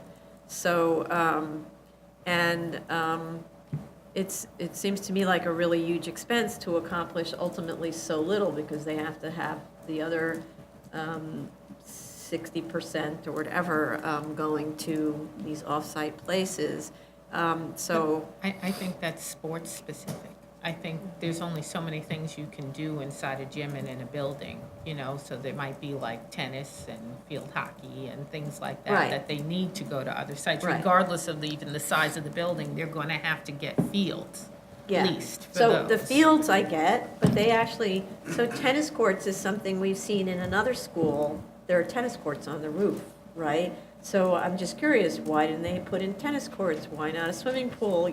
Those are the principal off-site uses that you see them going to that still need to be maintained, maintained off-site. I totally get field hockey and all of that. And apparently there's also, there's some different kinds of running trials and things like that that have to be done outside. So the utilization chart, though, shows the building almost completely empty until 3:30 every day. I found that's really confusing because gym was something you did during the day. What happened to having gym classes during the day? All of these are after-school programs. So then I'm confused. Are all of those empty, unused spaces during the day going to be leased to other schools? Is that what's really going on here? And currently, are all those off-site leased spaces used after school, which is an enormous amount of busing and all of that sort of stuff? I actually absolutely didn't understand the scheduling. With respect to children's safety on the long walk to the facility, AKRF recommended modifications at 3rd Avenue and 91st Street be implemented because that's a high crash area, and I'd like to understand how that actually would be implemented. And really, I just don't understand how you get a first grader over to this location if they're not going to be driven. And where are also, they have 9 squash courts. They didn't explain to us how they came up with the number 9, or where the regulations are that they have to share a common corridor on 2 floors the way they do. Like, why can't they be one on top of each other and they share some other kind of a viewing system? When I looked up squash courts, I saw many different layouts of squash courts. And the reason that I'm asking is because the squash courts are driving on the upper floors the full development into the rear yard, which I'm more concerned about because you have that building behind that only has an 8-foot rear yard, right? So, and that reasonably could have depended on a 30-foot rear yard. And also, with the squash courts, we didn't get any regulations on the minimum corridor width between them. So if they just simply tightened up on the corridor width, you might get another 5 feet on those upper floors. The statement of facts states that there is no room in the existing buildings for the eco lab or greenhouse planting terrace because these areas are being used for physical education for the 5th to 8th graders. So then I'm confused again. I thought that's what this new building is for. So why can't you do some switching out of functions so that you have the eco lab on the campus and you only have sports facilities in this new building? And you know, there was a statement made that they can't put rooftop greenhouses on these buildings, on their existing buildings, because they're in historic districts, but the Landmarks Commission often sees little greenhouse additions that are added to historic buildings, especially schools. So I didn't really understand that as an explanation. And then if the Eco Lab is to be occupied, one thing they said was that the way the Eco Lab might work is one grade, say like the 5th grade, gets the Eco Lab for a few weeks. So they're kind of showing up there every day, I guess. So doesn't that mean you have to feed them? Doesn't that mean now you need kitchens and cooking facilities, not just that little snack area? So I didn't really get that. And then I didn't understand what athletics are accommodated by the existing gyms. And we did get their total areas, but not their dimensions and capacities. So we didn't get a good sense of what's happening to those existing gyms. It's not like they only have one little gym. And also ditto for the theater and the dance space. They all seem that they're being rendered obsolete by this new structure. So doesn't something go into those spaces? And why can't it be like the Eco Lab, or why can't they combine some uses otherwise? They talked about the size of the buildings being difficult to modify because they're existing. And then again, with the squash courts, I looked up squash courts for rent. There are very few squash courts in New York at all. How many schools have squash courts? I mean, I just found that, who are they competing with? If the other schools don't have squash courts, then where's the competition that you need, where you need to satisfy the squash court requirement or bust? And then with respect to the vehicular trips, I'd like to understand if there are facilities similar to this one at other schools upon which you could base better the vehicular trips, because private schools, as we know, have a very heavy parent car pickup and drop-off, taxi pickup drop-off rate. The statement of findings also goes on for quite a long time about the uniqueness of having a lot such as this one that shares a boundary with an R district boundary. And then it argues that this unfairly and atypically imposes an effective 30-foot rear yard on the site. I found that whole line of argument really confusing, since section 33-292 requires that all commercial districts provide a 30-foot rear yard along the coincident residential lot line.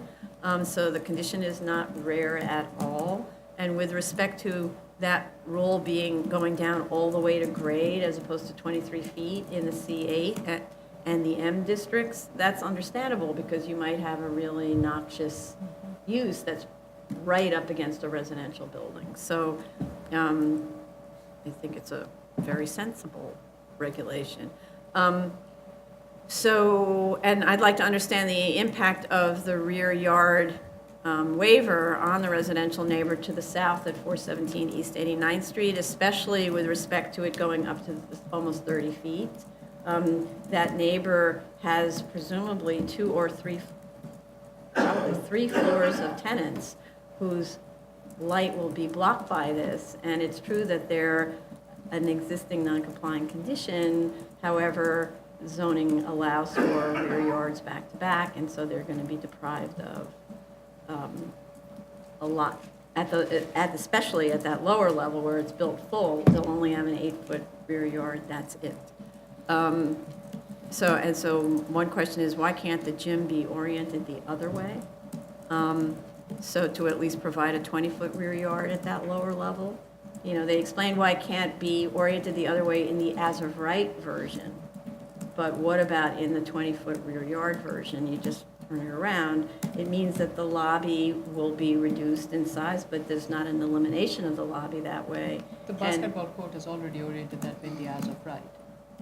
In the as-of-right, So- but the as-of-right only has a 30-foot rear yard, so they're complaining they don't have adequate runaround lane area, et cetera, and that you can't add the 3 badminton courts or however many badminton courts. It doesn't work to add the additional courts into the space. But if you had a 20-foot rear yard and you turn it around, maybe you can accomplish all of those 3 tasks and then still give the neighbors to the rear a backyard.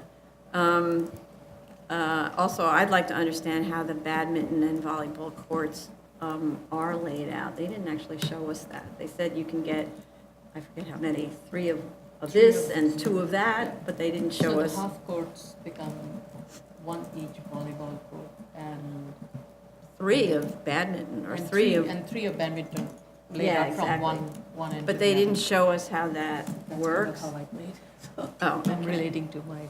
You played badminton? Oh, no.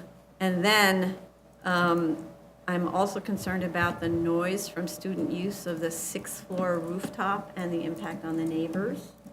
They need to provide noise attenuation details that show how the noise from whistles, loudspeaker systems, children's and adult spectators shouting while play is going on, et cetera, will be contained within the building, and that residential windows to the immediate south and west are protected from that. Also, they didn't show any information about the exterior wall treatments on all the visible facades, all the exposed facades. And they need to update their phase 1. The phase 1 there was a September 5th comment on the phase 1, to which ACARF responded on October 19th. So we're waiting for DEP's response on that. Air quality information also needed to be provided, and the ACARF responded on October 9th. So I believe we're still waiting for DEP on that. And we do have WRP sign off, and DOT had questions about the traffic study, early October, but I didn't see a response to that. And then I had a question for Commissioner Sheta about the rock, the claim that there's subsurface rock that prevents the gym from dropping down into the cellar level. Yeah, they were kind of discussing, like, very superficially about if they can sink the whole gym below grade, and they talked about that would require rock excavation to, like, achieve this, and that rock excavation would cost about 2 million or more than 2 million. We don't have any subsurface in the file. I did look into the file, and I couldn't find any geotechnical reports or any rock data, so we would like to see these subsurface information and how taking the gym 6 feet down would add $2 million cost to the project. Right. So I would like to see these information and a cost estimate for that additional rock excavation. So the 6 feet down would bring the top of the rear yard extension to the 23 feet that's normally permitted to obstruct this rear yard, but then that's still arguably 2 floors of that residential tenant to the rear, whose only windows likely face the rear, right? So, so I'm actually more interested in Yeah, if going possible. very yes. far down, Yes. right? Yes. Because that would have the most beneficial impact on the neighbor. Interestingly, I mean, again, the zoning regulations were allowed with written with certain concepts in mind, and one was, as you said, in C8 district, where more closer to M-type uses are permitted should be set far away, but at the same time, C8 district, community facility uses are also permitted. And the community facility use in all zoning districts are allowed to go all the way up to the rear property line, up to the height of 23 feet. So it's kind of odd in this case that the regulation didn't pick up that part of the thing, that a community facility abutting a residential district in a C8 should be permitted, though I completely agree, a C8 use should maintain a distance of that 20 feet or 30 feet from a residential use across. So somewhere something slipped. And so I think I would be okay if, and the existing building already is built to the lot line. But lower, right? It's built to the lot, and they can go up one more flat. Oh, they have the FAR, and they were to build a community facility on top of it. They would just have to set back 20 feet from 20 that. feet, From right, that. right. So I was thinking more like, maybe you could build up to the existing height of the garage. You maintain the existing height, and then you set it back, and Right. that would, and the that height. would may not require the building going all the way down, but some amount of it down, enough with using the existing building height of the garage and then setting back. Right, okay, that's fair. I'm just looking at what the existing building is, 20-something feet at the back, 23 feet at the rear. Yeah, Yeah. right. So if that's they all drop, right. Drop by a few feet. Then it's you- keeping them status quo, basically. Yeah. Yeah. Okay, other comments? And I think I agree with you, quite a question on the traffic and how children are going to be ushered back and forth from the site. I would like clarification and for the school's program regarding that. And it would make sense for this to be an entirely a gym site facility than partial school, because the school operates throughout the day, and programmatically that shuttling back and forth takes away from the school education. So, and that's the argument we have constantly heard. Right. So I would like some clarification on that. Right. I agree with you. And we had another school, the Avenue School, where they expanded their facility literally like a block away from their existing school to allow for something that was similar to like an eco lab. Because I remember there were greenhouses and things like that.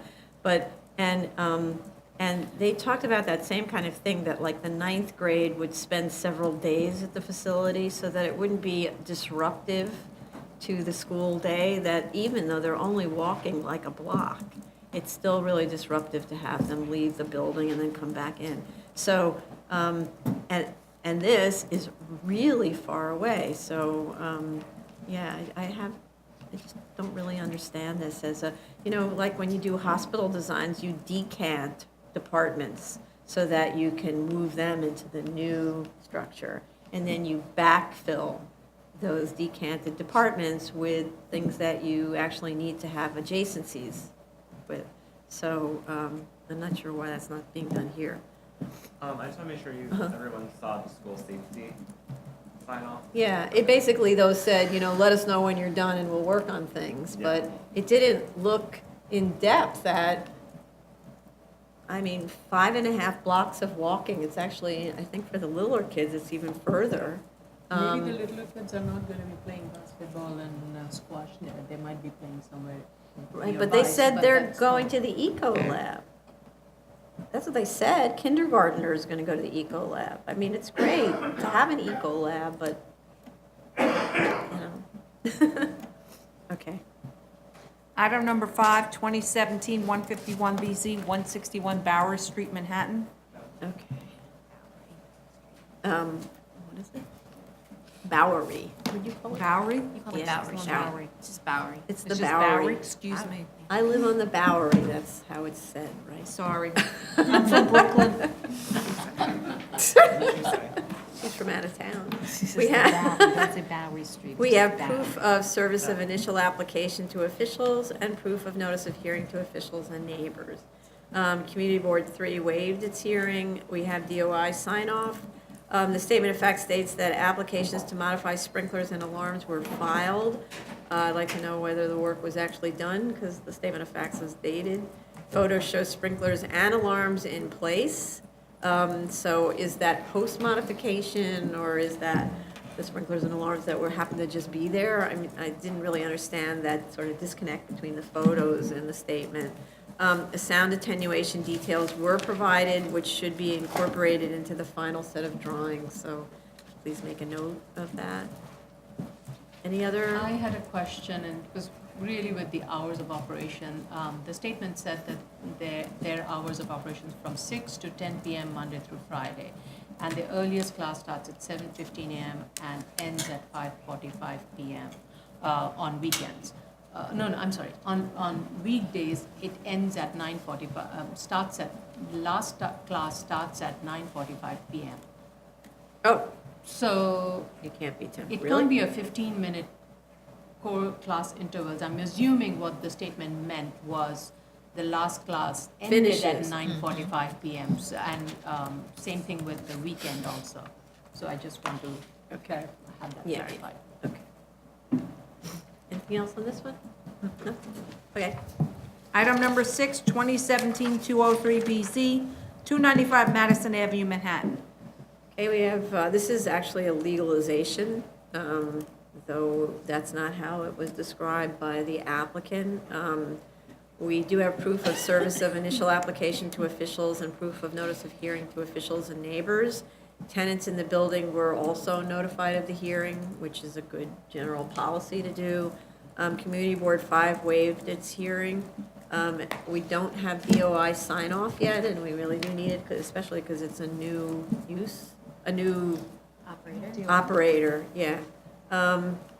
So, and because it's a legalization, we also need proof that fire alarms and sprinklers are operational and that fire department has at least scheduled an inspection.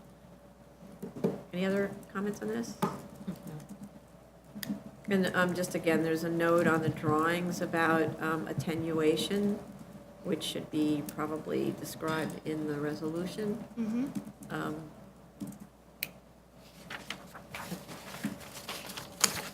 That's it. This concludes the public review session for November 20th, 2017.